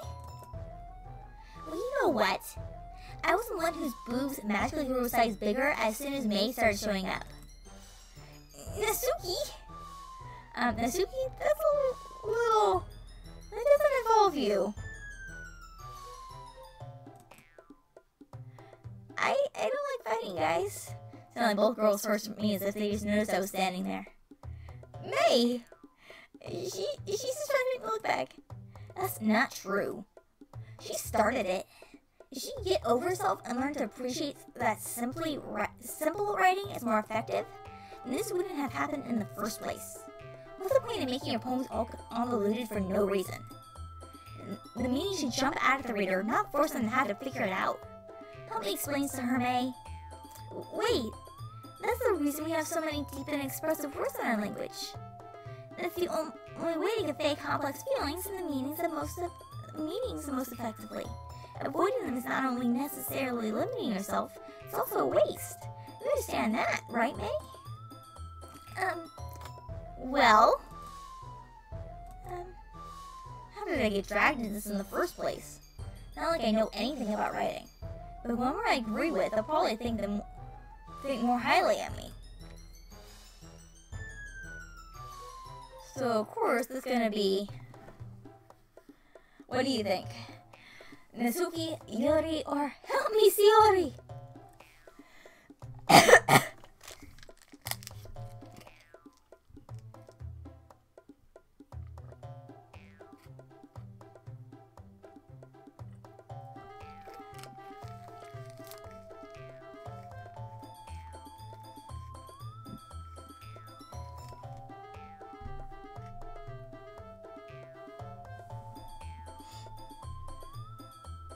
Yuri? Okay. Nasuki, you're right that I like your poem. See? Wait. It's not an excuse for you to be so mean. Yuri, help me! You shouldn't pick a fight just because someone's opinion is different. That's not what happened at all. Yuri wouldn't even take my poem seriously. I understand. Yuri, you are a seriously talented writer. There's no secret that I was impressed. Well, but here's the thing. No matter how simple or refined someone's writing style is, they're still putting feelings into it, and it becomes something really personal. That's why Nasuki feels threatened when you said her poem was cute. I see. I didn't notice that. I'm sorry. But Nasuki, you took it way too far. Yuri means well, and if you told her how you felt, that this wouldn't have happened in the first place. Are you kidding? That's exactly what I did. It was her that... Nasuki, I think it's enough. You both said some things that you didn't mean. Yuri apologized. Don't you think you should too? Nasuki clenches her fists. In the end, nobody has taken her side. She's trapped at this point, being defiant only because she can't handle the pressure. I end up even feeling bad for her. Sometimes when I'm hurt, it helps to take a walk and clear my head. Sorry, she doesn't need to. You know what? I'm gonna do that. It'll spare me from having to look at all your faces right now. Without warning, Nasuki snatches her own poem up from the desk and storms out. On her way out, she crumples the poem in her hands and throws it in the trash. Nasuki! She really didn't need to do that. I look across the room. Yuri has her chin buried in her hands while she stares down at her desk. I gingerly approach her and sit in the adjacent chair. Everything alright? I'm so embarrassed. I can't believe I acted like that. You probably hate me now. No, Yuri. How could anyone not have gotten frustrated after being treated like that? You handled this as well as anyone could. I don't think any less of you. Well, alright, I believe you. Thanks, May. You're too kind. I'm thankful to have you a part of this club now. It's nothing. One more thing. That one thing that Nasuki said about, I wouldn't do anything so shameful. So, what thing did Nasuki say? Well, never mind that. I'm going to make some tea. Huh, good idea. Make enough for more than one person, okay? Yeah. Okay, everyone. It's just about time for us to leave. How did you all feel about sharing poems? It was a lot of fun. Well, I said it was worth it. It was alright. Well, mostly. May, how about you? Yeah, I'd say the same. It was a neat thing to talk about with everyone. Awesome. In that case, we'll do the same thing tomorrow. And maybe you'll learn something from your friends, too. So your poems will turn out even better. I think to myself, I did learn a little more about the kinds of poems everyone likes. With any luck, that'll mean I can at least do a better job of pressing those who I want to press. Thought to myself with newfound determination. Stay determined, May. May! Ready to walk home? Sure, let's go. Yuri beams at me. It's truly been a long while since Yuri and I have spent this much time together.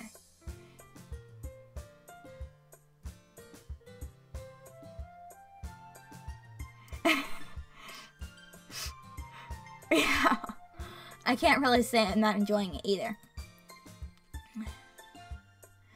So Yuri, about what happened earlier. What do you mean? Between Yuri and Nasuki. Does that kind of thing happen often? No. That's really the first time I've seen them fight like that. I promise they're both wonderful people. You don't hate them, do you? No, I don't hate them. I just wanted your opinion, that's all. I see why they make good friends with you. Whew. May, it's nice that I get to spend time with you in the club. But I think seeing you get along with everyone is what makes me the happiest. And I think everyone really likes you too. That's... Every day is gonna be so much fun. Looks like Yuri still hasn't commented to the kind of situation I'm in. Sure, being friends with everyone is nice, but does it really need to stop there? We'll just have to see what the future holds, Yuri. I pat Yuri on the shoulder. I say that more to myself than her, but it's easy to see that Yuri has an internal monologue sometimes. Okay! Yeah, let's do this.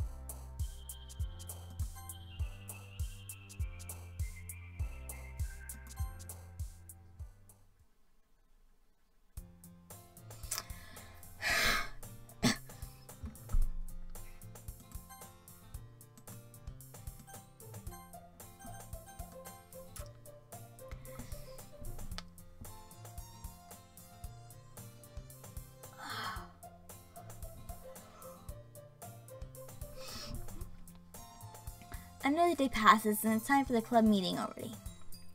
I've gotten a little more comfortable here over the past couple days.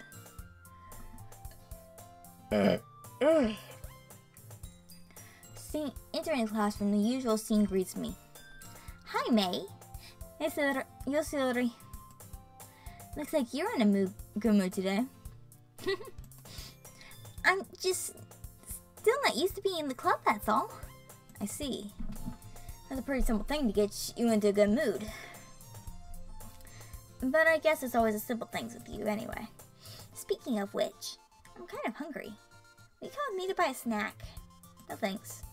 Eh? That's not like you at all. I have my reasons. I want to take a look at your purse, Yuri. Eh? Why's that all of a sudden? No reason, really. I just want to look at it. Yuri nervously frees her coin purse. She fumbles for the latch and gets it open. Then she turns it upside down and lets its contents spill onto the desk. Only 2 small coins fall out. I knew it. I can see right through you, Yuri. That's not fair. How did you even know? It's simple. If you had enough money in the first place, you would have bought a snack before coming to the snack club room. So either you're not hungry and want an excuse to take a walk, or you plan to conveniently forget you spent all your money, so I would lend you some. But there's one more thing. You're always hungry. So that only leaves the one option. I give up. Don't make me feel guilty. If you feel guilty, that means you deserve to feel guilty. Yuri suddenly giggles. Eh? I didn't know she was listening in. Her face is in her book as always. Huh. I wasn't listening or anything. It was just something in my book. Yuri. Tell May to let me borrow some money. Don't get me involved like that, Yuri. Besides, you should only buy what you can reasonably afford. And frankly, after pulling a mischievous little stunt like that, your suffering is fair enough retribution. I didn't mean that. I got 2 swords in my book. I really like when you speak your mind, Yuri. It doesn't happen much, but it's a fun side of you.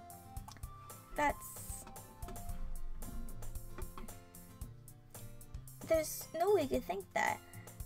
You're right, though. I did something bad, and now I have to accept the retribution. That! Still, coming from you, Yuri, I guess there's a little devil inside all of us, isn't there? Don't let her fool you. She already knows exactly what she's doing. After all, she told you guys she was bringing me to the club before she even told me. But you wouldn't have come if it weren't for the cupcakes. So I had to trick Natsuki into making them. Come on, give me a little more credit than that, Yuri.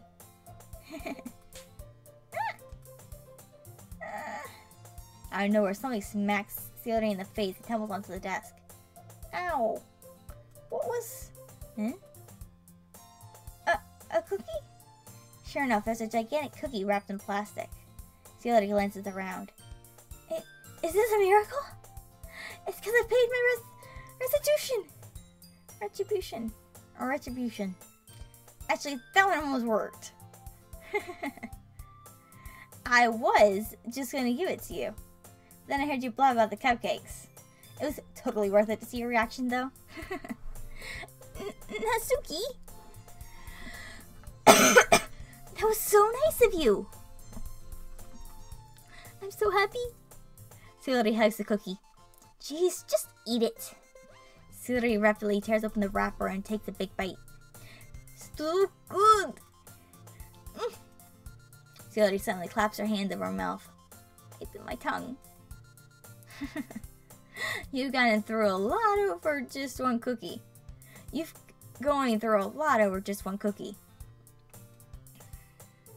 Natsuki takes a bite of her own cookie. Yours looks really good too, Natsuki. Can I try it? Jeez. Beggars can't be choosers. But yours is chocolate. But yours is chocolate. Yeah? Why do you think I gave you that one? Fine. Still, I'm really happy that you shared this one with me. Yuri gets out of her seat and goes behind Natsuki, then wraps her arms around her. Jeez. I get it, I get it. Cookie still in hand, Natsuki reaches up to nudge Yuri off of her. Yuri suddenly leans down and takes a bite of Natsuki's cookie. Hey! Did you seriously just do that? Mm-hmm. Not full, Yuri trots away to safety. Yuri and I laugh as well. Jeez, you're such a kid sometimes. Monika, can you tell Yuri? Eh? Natsuki glances around. Monika is in the classroom. Huh. Where's Monika anyway? Good question. Have any of you heard anything about her being late today? Not me. Yeah, I haven't either. That's a bit unusual. I hope she's okay.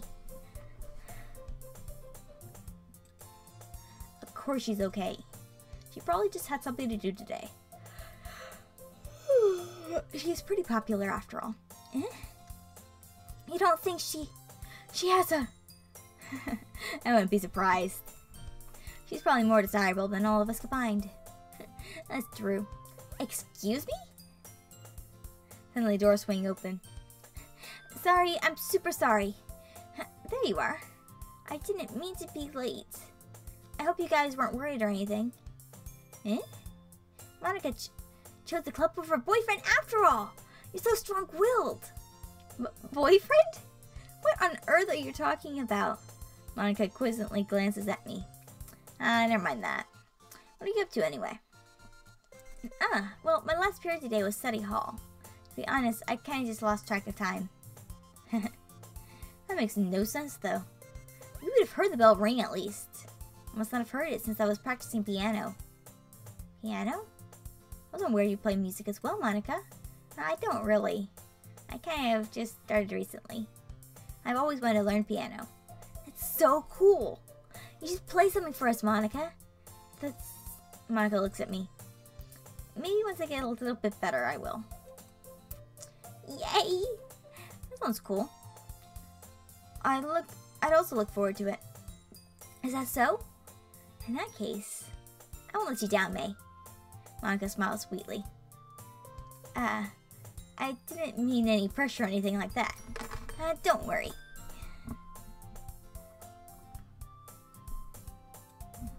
I've been practicing a whole lot recently. And I'd really love the chance to share once I'm ready. I see. In that case, best of luck. Thanks. So, I didn't miss anything, did I? Not really. I just leave us Yuri's mischievous escape. It's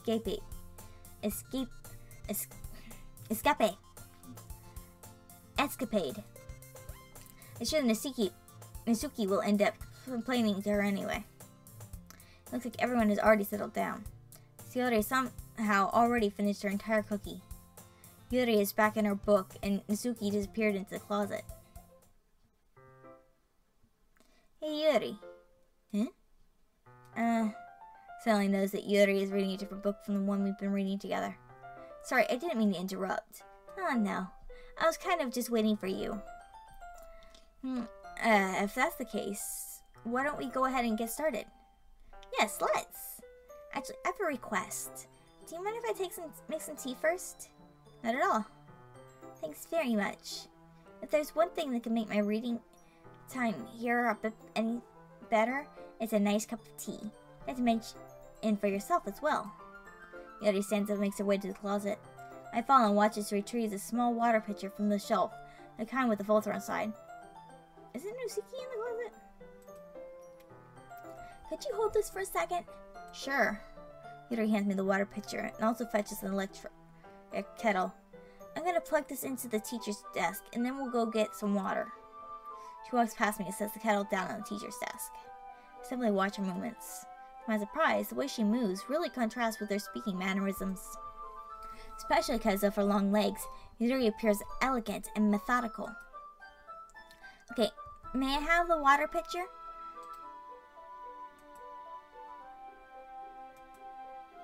Thanks, I'll be right back. I might as well walk with you. Yeah, why not? Shall we go then? Yeah. Where are you two off to? Eh? Yuri's gonna make some tea, so I don't realize how weird it sounds to explain to Monica. We're just filling the water pitcher. Ah, okay. Sorry, I was just a bit curious. It's kind of the one-person job, isn't it? Monica, please mind your own business for once. Or do you want to tell me that there's something wrong with helping involve May in club activities? Eh? My mouth gapes. I suppose there's nothing wrong with that. Well, then let's go, May. Yuri quickly exits the room and I follow. Once in the hallway, she suddenly puts her forehead against the wall. I spoke without thinking. How could I say something like that? Yuri? Something about the way she said that made me feel so irritated. What's wrong with me? No, Yuri. I think you did the right thing. 8 more minutes to 2 hours, yep. 1 hour, 53 minutes, and 30 seconds.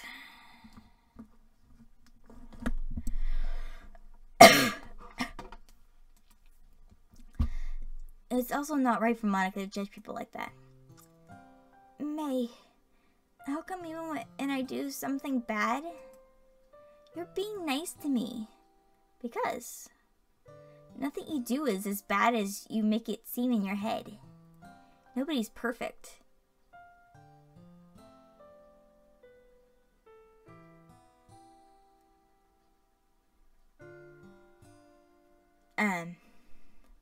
I'm always yawning throughout the day, so I'll be up for another few hours anyway. So. Oh, it's only 8 for me. I'm usually in bed by like 11, so nobody's perfect. We have emotions, and we can't always hide them anyway. But you're always amplifying things in your head. Your mind turns a light rain shower into a hurricane. No. Wouldn't you hate me for something as terrible as that? Why would I hate you? I can't hate someone for having emotions. What kind of friend would do that? Friend, you say? Yuri lifts her head. May, I really like being friends with you. Thanks, Yuri. I like being friends with you too. I felt kind of awkward saying something like that. I'm doing my best to help Yuri feel better. Anyway, yeah. Shall we go? Yeah. Yuri and I walked to the nearest water fountain. Once we filled the water pitcher, we returned to the classroom.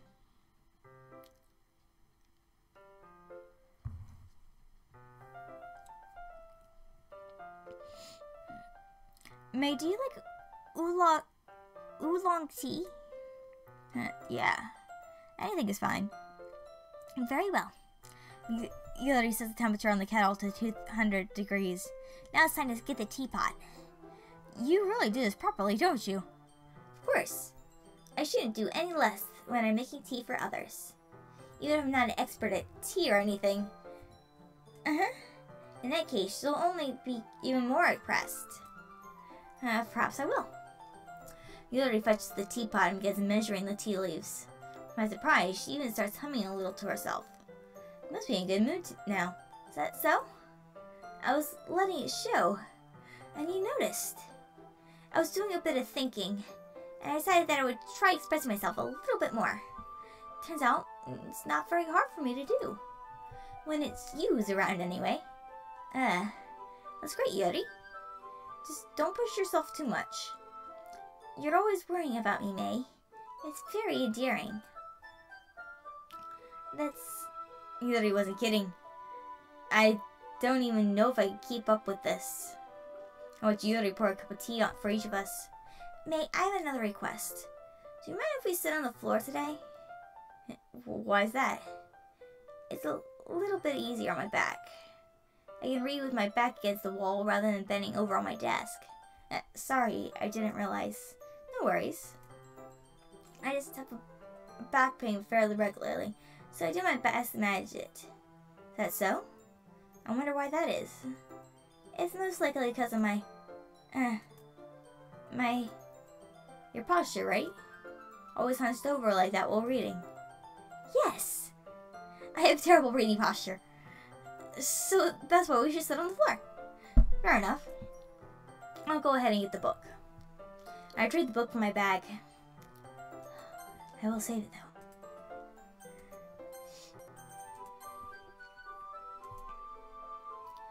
I have some chocolate as well. It's a bag of small chocolate candies that I kept hiding from Yuri's candy radar. I take it since it goes well with the tea. Yuri and I then sit against the wall, teacups at our sides. As if asleep, we resumed the same reading position as last time, each holding one half of the book. Except this time, our bodies are even closer to each other. I can't see too well. Yuri sides closer until our shoulders are touching. How am I supposed to focus on reading like this? Yuri was always kind of cute, but when she's being less apprehensive, it's almost more than I could handle. Your teacup. Yuri hands me my teacup. Holding with my hand that's not holding the book, I end up in a position that makes it even harder to focus.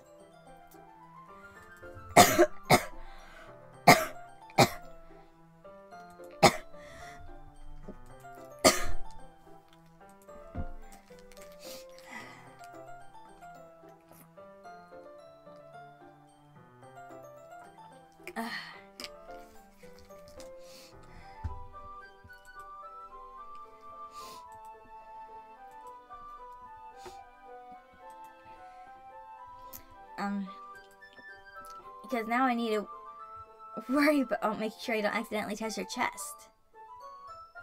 Hello. Meanwhile, Yuri hasn't noticed a single thing. She wears her intense reading expression. I can only presume the world around her has faded away.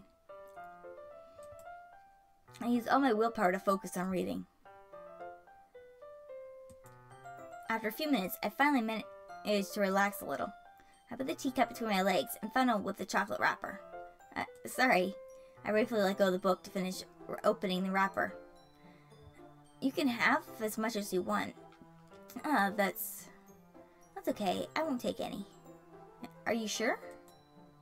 Well, if I touch it, then it might get smudges on the pages. You're right. I didn't even think about that. My bad. No need to apologize. I'll hold the book, okay? Are you sure? Of course. Yuri opens the books with both hands. He holds it so I don't have any harder of a time reading from it. But as a result, her left arm is practically resting on top of my leg. Well, in that case, Yuri is already totally focused on reading again. I take the chocolate candy and pop it into my mouth. Then I take another chocolate and hold it up to Yuri. She doesn't even look away from the book.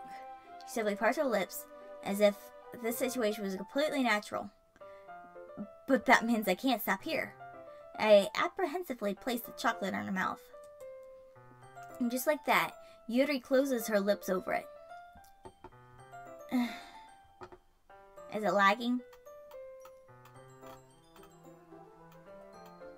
Why is it lagging?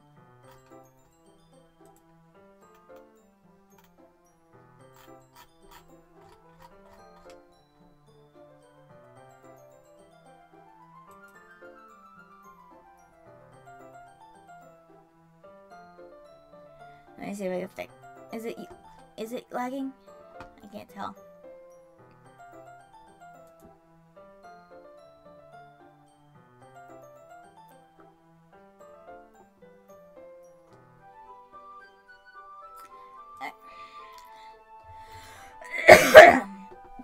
Just like that, Yuri closes her lips over it. Yuri's expression suddenly breaks. Did I just... Yuri looks at me like she needs to confirm what just happened. May, sorry. I guess I shouldn't have done that. Well, you were just helping. That's something that friends do. Okay, good. It's saying that its video output's low, so. Right? I mean, not really in this kind of context, but yeah. That's all it was. Yeah. Then, you don't need to stop or anything. I see. My situation has gotten really tense. Yuri tries to return to the book, but I could tell just by her expression that even she can't focus now. My heart is pounding. I nervously take another chocolate between my fingers. This time, Yuri's eyes meet mine. How did it even come to this? Yuri doesn't avert her gaze. I notice her chest rising and falling to the rhythm of her breaths. I raise my arm. Like before, Yuri parts her lips. But it's different this time. I take the chocolate and place it in her mouth. I feel her hot breath on my fingers. Okay, everyone. What? Yuri jolts back. It's time to share poems. Mate, you can help Yuri put away the tea stuff, right? Yeah, of course. Okay, thanks. The spell is abruptly broken. I'll take care of the cups. Yeah. Yuri picks up the teacups from the floor. I pick up the bag of chocolates. In the end, we hastily clean up without so much of a word between us. I have the feeling that there is something neither of us will have the courage to bring up. This is something that neither of us will have the courage to bring up. You should have shown my poem to first. Let's go with Yuri again. Let's see what you've written for today. Yuri stares at the poem with a surprised expression on her face. Do you like it? May, this one might be even better than yesterday's. How did you even pick up on this so quickly? Just yesterday I was telling you the kind of techniques worth practicing. Maybe that's why. You did a good job explaining. I really wanted to try giving it more imagery. Yuri visibly swallows. Even her hands appear sweaty. I'm not used to this. Used to what? I don't know. It's fine, take your time. Yuri breathes and collects her thoughts. I know that Yuri likes to think before she speaks, so I offer that patience to her. Yeah, just being appreciated like this, I guess. It's probably sounds really stupid, but seeing someone motivated by my writing, it just makes me really happy. Are you saying you've never shared your writing before? Yuri nods. Really? I don't believe it. I've watched the game theories on it, but other than that, yeah, I'm just completely blind. Of course, I know partly what happens, but I don't know the steps leading up to it. Really? I don't believe it. I only really write for myself. And besides, people would just laugh at me. Do you really think that? Again, Yuri nods. Even your close friends? Yuri doesn't respond to that. I'll be right back. My light's about to turn off. Or I get caught up in the wires.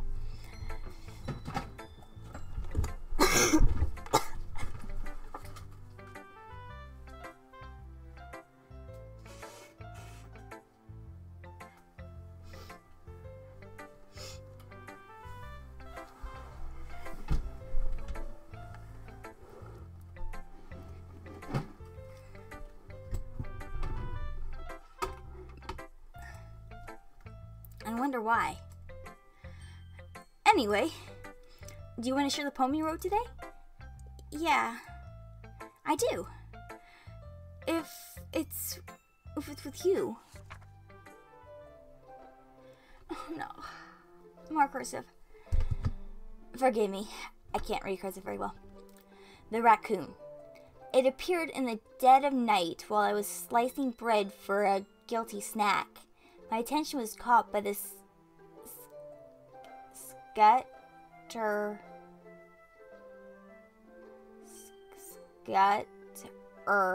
scattering a raccoon outside of my window. That was, I believe, the first time I noticed my strange tendencies as an ordinary human. I gave the raccoon a piece of bread. Scuttling? There's enough. I gave the raccoon a piece of bread. My subconscious, well aware of the consequences, well aware that the raccoon that is fed will always come back for more. The enticing beauty of my cutting knife was this symptom, the bread, my hungry curiosity, the raccoon, an urge. The moon increments its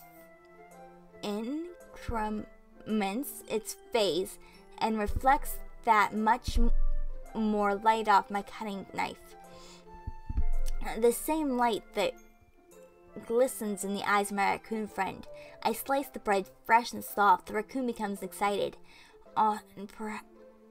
Or perhaps I'm merely projecting my emotions onto the newly satisfied animal. The raccoon has taken to following me. You could say that we've gotten quite used to each other. The raccoon becomes hungry more and more frequently, so my bread is always handy. Each time I brandish my cutting knife, the raccoon shows me his excitement. A rush of blood. Classic.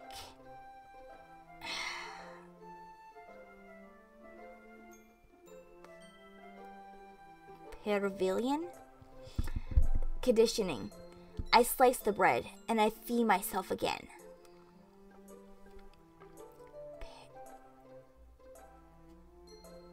Pavilion.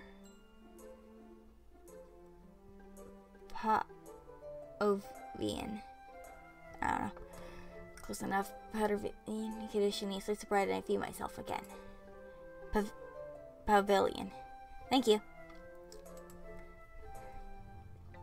I was a little more daring with this one than yesterday's. I can see that.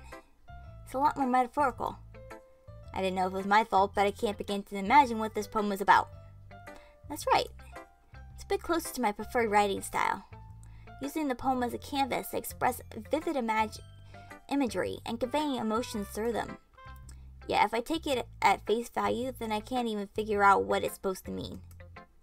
Well, I think it's something that different people can relate to in their own way. I want to express the way it feels for me to indulge my more unusual hobbies. It's those sort of things I'm usually forced to keep to myself, so I sometimes enjoy writing about them. Why do you keep them to yourself? But because they're embarrassing, and people will make fun of me. Don't you have anything like that, May? Well, yeah, I guess I do. I feel like everyone has a little something like that. The best we could do is respect each other's individualities. Even if it's more difficult sometimes, and some things make us uncomfortable. After all, if I can't learn to embrace my own weirdness, I would probably hate myself. I might be ranting a little bit now, but I'm glad you're a good listener. You're good at a lot of things. Writing, listening. There really aren't many people like you, May. That's exaggerating a little bit. It's just how I feel. I never thought I would feel so comfortable sharing my writing. But now, I almost feel like I look forward to it. It's just a really nice feeling. And you to thank for that. It's nothing, really. Yuri smiles sincerely at me. For just a moment, her timidness seems to disappear.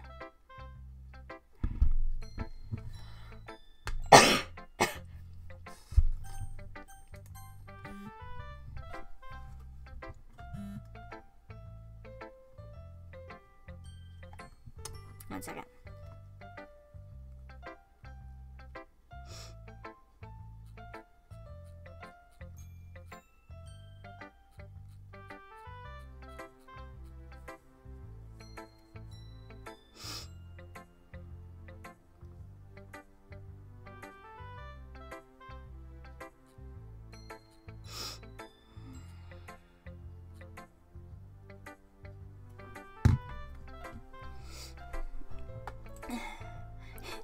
love reading your poems. It's like I never know what I'm gonna get. So basically you're saying it sucks. No, not at all. Maybe. Just a little. Yuri must have spoiled me a little bit with her poems. It's fine. After all, I still have no idea what kind of writing you even like. Yeah. Me neither. Why don't you at least try giving me some thought? Aw, you wanna write something for me? That's so sweet. Yeah, right. But you're always thinking about other people. You need to think about yourself once in a while. If you don't, you might end up getting hurt at some point.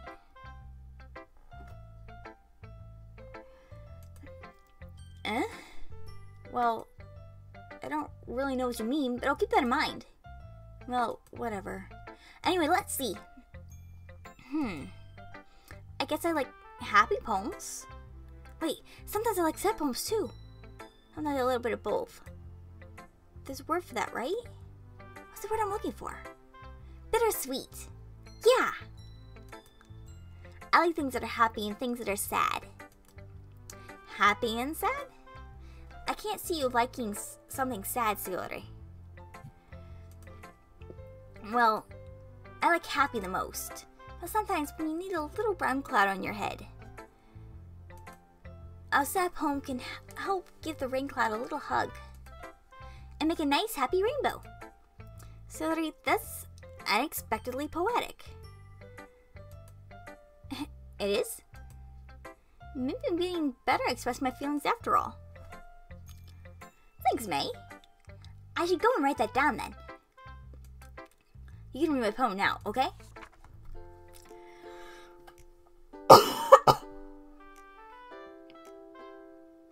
Well, that's an interesting line. Bottles. I pop off my scalp like the lid of a cookie jar. It's a secret place where I keep all my dreams. A little ball of sunshine. All rubbing together like a bundle of kittens. I reach aside with my thumb and forefinger, pluck one out. It's warm and tingly, but there's no time to waste. I put it in a bottle to keep it safe. And I put the bottle on the shelf with all the other bottles. Happy thoughts, and bottles all in a row. My collection makes me a lot of friends. Each bottle is starlight to make amends. Sometimes my friend feels a certain way. Down comes a bottle to save a day. Night after night, more dreams. Friend after friend, more bottles. Deeper and deeper my fingers go, like exploring a dark cave, exploring the secrets hiding in the nooks and crannies, digging and digging, scraping and scraping. I blow dust off my bottle caps. It doesn't feel like time elapsed. My empty shelf could use some more. My friends look through my locked front door. Finally all done, I open up and in come my friends.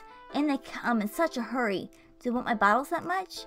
I frantically pull them from the shelf, one after the other, holding them out to each and every friend, each and every bottle. But every time I let one go, it shatters against the tile between my feet.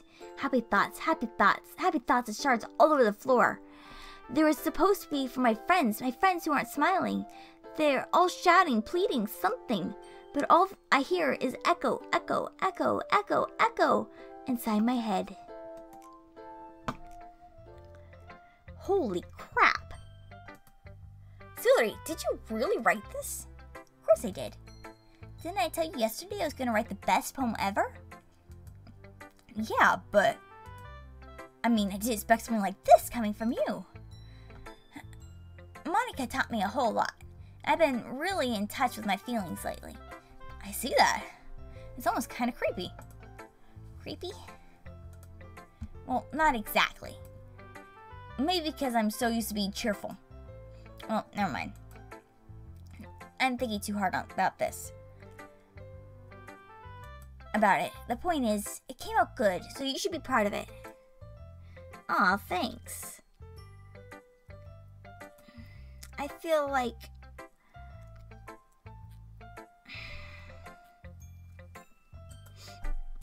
I was meant to express myself this way.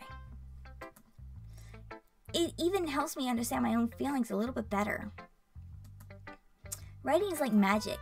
You've gotten pretty passionate about this, huh? I hope you keep it up. Yeah. Writing's the best. I'm gonna keep writing till I die. Don't get ahead of yourself. Yuri always had a habit of being obsessed with something before dropping it no matter than a week later. I wonder if this is one of those times. Seeing the passion in her eyes makes it hard for me to be pessimistic.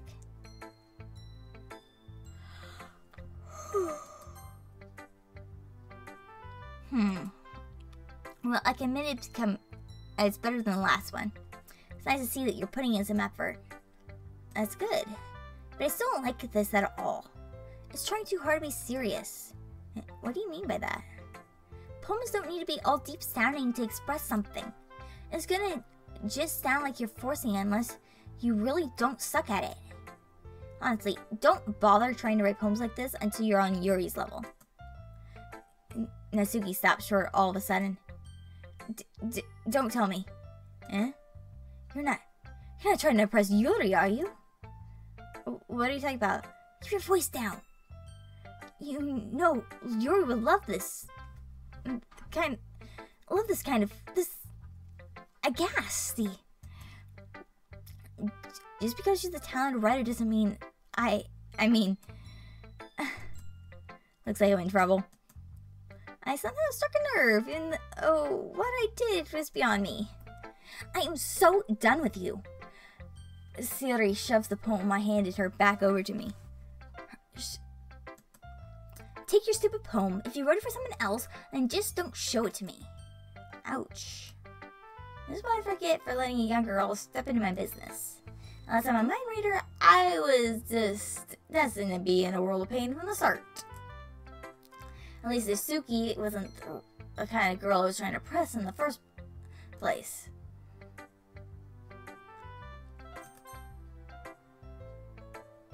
Hi again, May. How's the writing going? Alright, I guess. I'll take that. As long as it's not going bad. I'm happy that you've applied yourself. Maybe soon you'll come up with a masterpiece. I wouldn't count on that. You never know. Want to share what you wrote for today? Sure, here you go. I got my poem to Monica. Alright. This one's good. Feels like you're not only getting more confident with your style, but the imagery is better than the last one I read. Just wondering, but have you been finding inspiration in Yuri's writing style? I guess so. Can't deny that she's talented. Yeah, totally. I think her poems are the most romantic. That's the best way to describe it. She's like a totally different person when she picks up a pen. I noticed that too.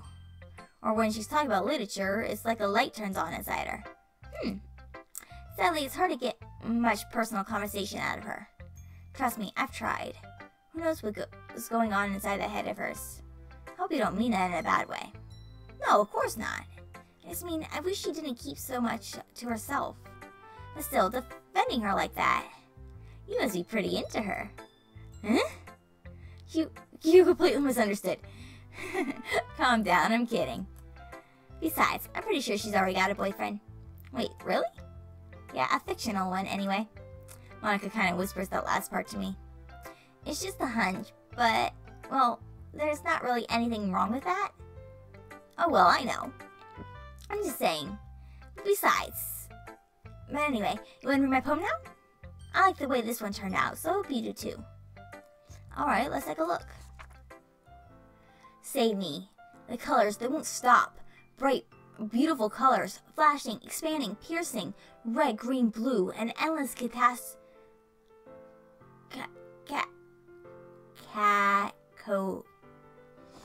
Oh, come on.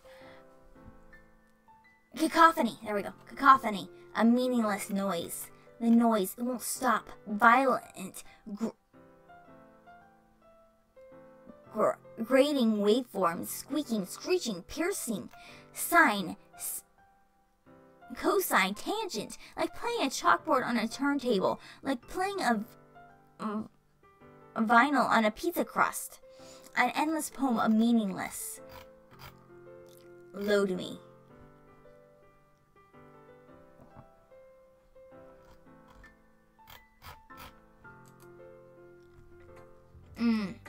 was even more abstract than your last one, huh? I guess it's just the way I write. I'm sorry if you don't like it. No, I never said that. It's just kind of a thing I've never really seen before, I guess. I kind of like playing with my space on the paper. Choosing where and how to space your words could totally change the mood of the poem. It's almost like magic. The way I wrote the lines really short makes it feel like they're trying to speak over the noise. I see. It's still hard for me to tell what it's about, though. Sometimes asking what a poem is about isn't the right question. A poem could be as abstract as a physical expression of a feeling. Return. Back. Well, let's see. No. Or a conversation with the reader. So putting it that way, not every poem is about something. Anyway, here's Monica's writing tip for the day. Sometimes you'll find yourself facing a difficult decision. When that happens, don't forget to save your game. You never know when you might change your mind. Or when something unexpected might happen. Wait, is that tip even about writing? What am I talking about? That's my advice for today. Thanks for listening. Okay, everyone. We're all done reading each other's poems, right? I have something extra planned today, so if everyone could come sit in the front of the room. Is this about the festival? Well, sort of. Do we really have to do something for the festival? It's not like we could put together anything good in just a few days. We'll just end up embarrassing ourselves instead of getting any new members. That's a concern of mine as well.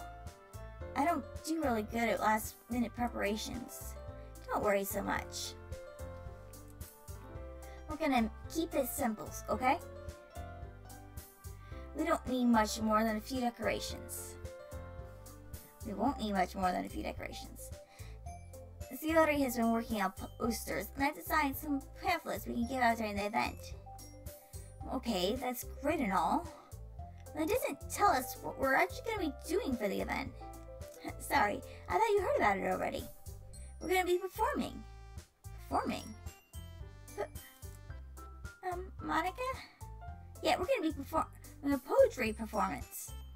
Each of us are going to choose a poem to recite during the event.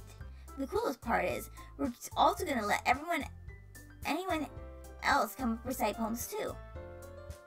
Yuri is putting it all on the posters in case anyone wants to prepare ahead of time. Yuri, who will be coloring a poster, holds it up for us to see. Are you kidding me, Monica? You didn't already start putting those posters up, did you? Well, I did. Do you really think it's that bad of an idea? Well, no. It's not a bad idea. But I didn't sign up for this, you know. There's no way I'm going to be performing in front of a group of people like that. I agree with Nasuki. I could never in my life do something like that. Imagining it. Yuri shakes her head in fear. Guys. No, Yuri. I understand where they're coming from. Remember that Nasuki and Yuri have never shared their poems with anyone until just a couple of days ago. It's a lot to ask them to recite their poems out loud to a whole room full of people. I guess I kind of overlooked that. So, I'm sorry. But, I still think we should give it our best. We're the only ones responsible for the fate of this club.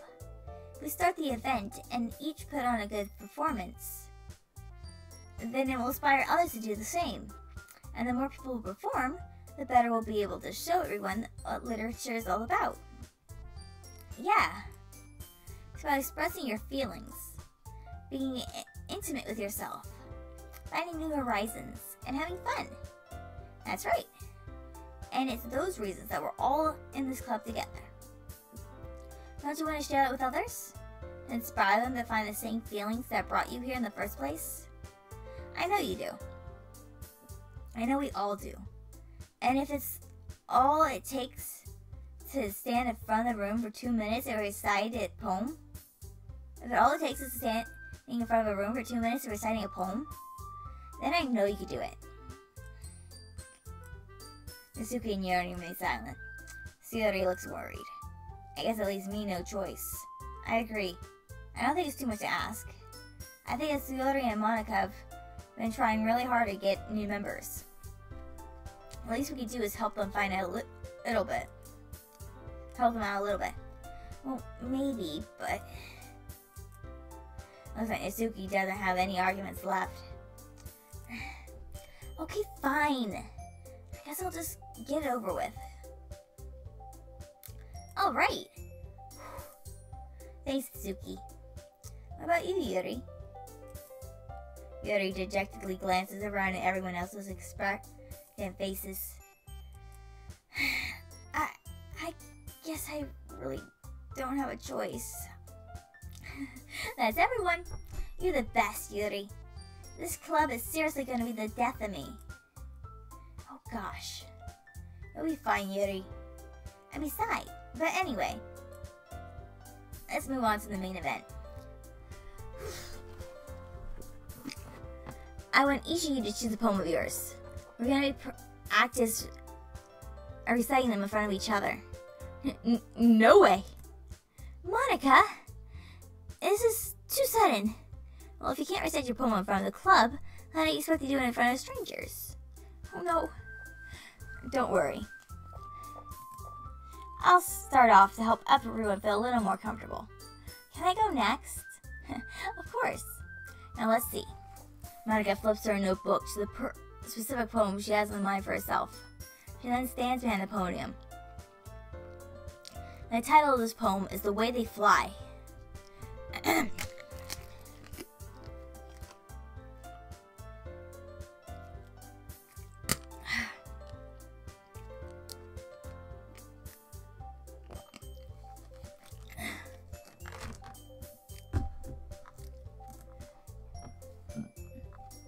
Monica begins reciting her poem.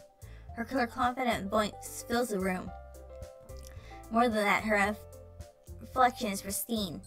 She knows exactly how to apply emotions behind each line she recites, bringing the words to life. This is something she's done before, or she's simply a natural. I glance around me. Everyone has their eyes on Monica. Sayori looks amazed. Yuri has a tense expression on her face that I don't understand. Finally, Monica finishes the recitation. The four of us applaud. Monica takes a breath and smiles. That was so good, Monica. Thank you very much. I was just hoping to set a good example. I'm ready to go next, Yuri? I'll go next. What? Yuri's file fired up all of a sudden. Yuri clutches the sheet of paper between her hands and stands up. Keeping her head down, she walks quickly over to the podium. This poem is called Yuri and anxiously glances around at each of us. You could do it, Yuri. It's called After a Image of a Crimson Eye. Yuri's voice shakes as she starts reading the poem. Just a moment ago, she practically refused to do this.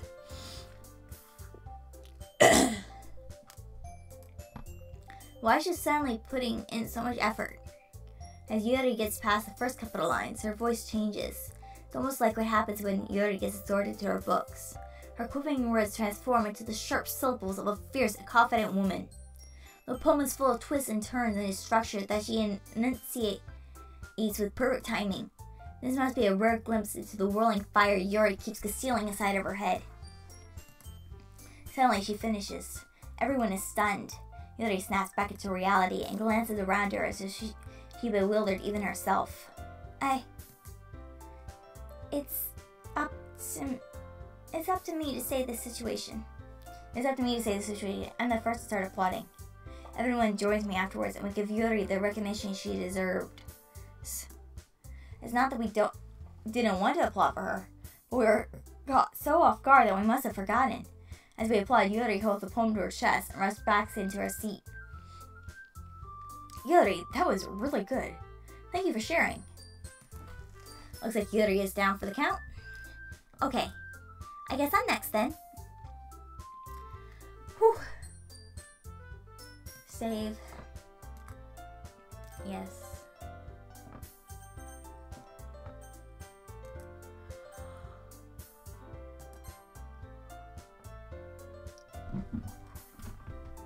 Yuri hops out of her seat and cheerfully walks to the podium. This one is called My Meadows. Ah. Sorry, I giggled.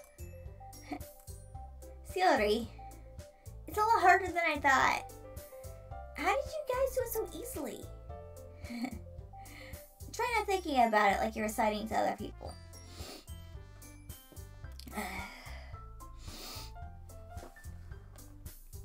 Imagine you're reciting it to yourself, like in front of a mirror or in your own head. It's your poem, so it'll come out the best way. I see. Okay then. Yuri begins her poem. Somehow it feels like her soft voice is made as a perfect match. The poem wasn't aimlessly cheery like Yuri is. It's serene and bittersweet. If I were to read this on paper, I probably wouldn't think much of it. But hearing it come with Yuri's voice almost gives it a whole new meaning. Maybe this is what Yuri meant when she said she likes my poems. It's like I get to reach more deeply into someone I thought I knew through and through. Yuri finishes and we applaud. I did it! Cool job, Yuri. Even May likes it. I guess that's a good sign. What did that even mean? It came out nicely, Yuri. The atmosphere of the poem fits you really nicely. But it might be that the older poems wouldn't work quite as well with that kind of delivery. I don't really understand. In other words, I've seen poems of yours where that sort of general delivery wouldn't work as well. They might need a little more force behind them depending on what you're reading. Oh, I know what you mean. Well, I've been practicing for that kind of thing. It's just embarrassing to do it in front of everyone. Well, the next time, I'm going to make you pick a poem that challenges you a little more. We don't have much time before the festival, you know. Okay! Now, who's next? Natsuki? Don't make me go before May. It's not like I can compare to you guys anyway. Might as well let May lower everyone's standard a little bit before I have to do it. Natsuki. It's fine. I might as well get it over with. But it's not like I have much of a selection of what to read. I'll have to go with what I wrote for today. Saying I would step in front of the podium. Everyone has their eyes on me, making me feel terribly awkward. I recite my poem. Since I'm not exactly confident in my own writing, it's hard to put energy into it. Despite that, once I finish, I receive applaud anyway. I'm sorry, I'm not really as good as everyone else. Don't worry about it so much. I think it's less about your abilities and more about your lack of confidence in your writing. It's something that'll improve over time, though. Yeah, maybe. Alright then. That just leaves you, Natsuki. Yeah. I'm going. Natsuki begrudgingly gets out of her seat and makes her way to the podium. The poem is called... Why are you all looking at me? Because you're presenting. Anyway, the poem is called Jump. Natsuki takes a breath. Once she starts reciting the poem, her sour attitude disappears a little. While she's still a little enthusiastic,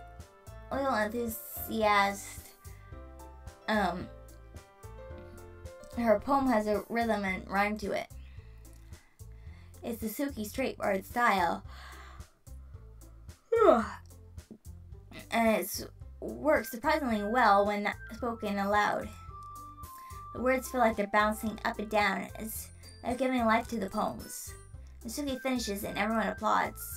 She hops back to her seat. Not so bad, was it? Easy for you to say. You better not make me do that again. Oh well. Do you at least feel prepared enough to recite a poem in front of the other people? I mean, doing it in front of other people will be way easier. I can put on whatever face I want for other people. When it's just my friends, it's just embarrassing. That's surprising, Natsuki. I think it would be the other way around for me. Well, that's just how it is. So, well, I guess in that case, we won't have much to worry about for the festivals. That said, I want to thank everyone for coming through. It might be hard, but I hope that you'll all have an idea of what it's like now. Make sure you pick a poem and get enough practice before the festival, okay? I'll be making pamphlets, so let me know ahead of time what you'll be reciting. Jeez, you should probably find some other poem to recite instead. That's fine too. It doesn't have to be your own.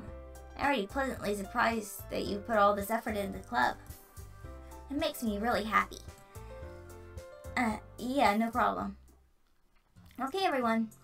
I think it's about it for today. I know the festival's coming up, but let's try to write poems for tomorrow as well. It's been working out really nicely so far, so I'd like to continue that. As for the festival, we'll finish planning tomorrow, then we'll have the weekend to prepare. Monday's a big day. Can't wait. I can do this.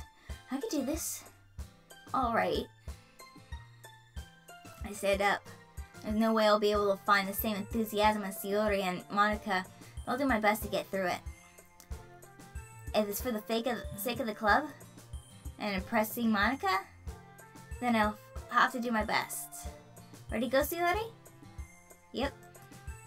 Look at you two, always going home together like that. It's kind of adorable, isn't it?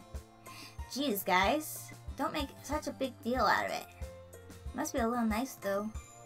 Well, how am I supposed to respond to that? It's okay, mate. You don't have to say it. Whatever, let's go ahead. Already. Now I'll come with Yuri once more. Even though it's only been a few days, a lot of things have already changed. Today, Yuri is being a little more quiet than usual all the way home.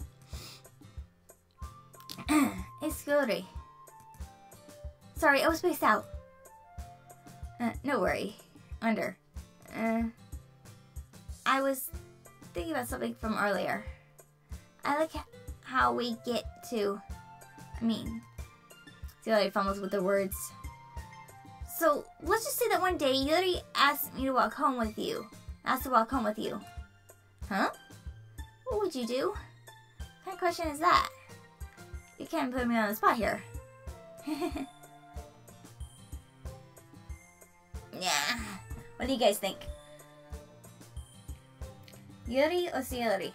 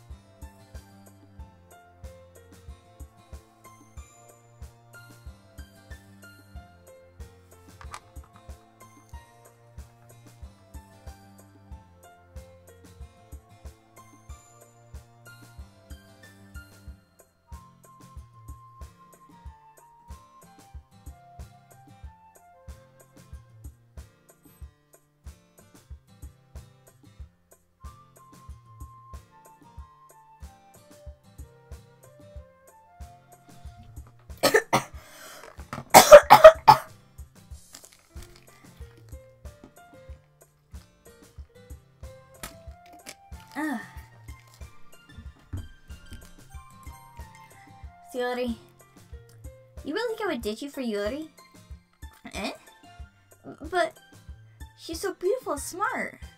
Jeez. I already see her in the club every day. Besides, you always seem to really like going home together. I wouldn't just ruin that for you. You're so silly, May. You think about me too much sometimes. Yuri would deserve it if she wanted it. So, Yuri, I've already made my mind. I really can't figure you out sometimes. Sorry. Besides, what's the point in speculating something that'll never gonna happen? Conversation trails off. It's kind of a weird thing for Yuri to care so much about. But I want to respect her and keep her happy too. Then again, the festival is only a few days away. Who knows what'll happen in that time? Okay, I'll be doing this, and then that will be the end of this stream for today. We have been going on for almost 3 hours now.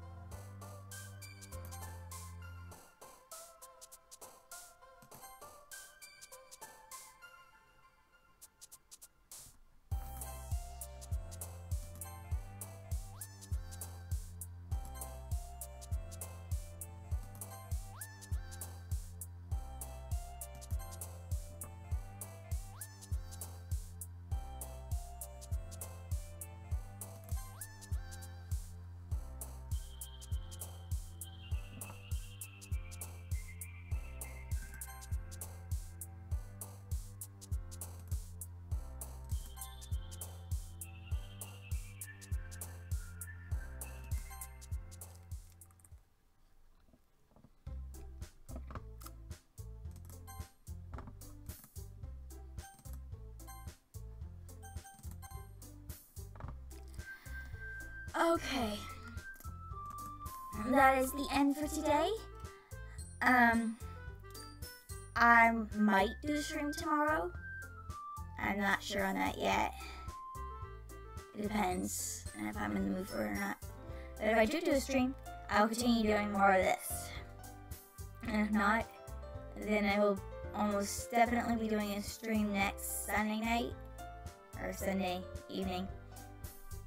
Unless, wait, no, next Sunday evening is Christmas Eve.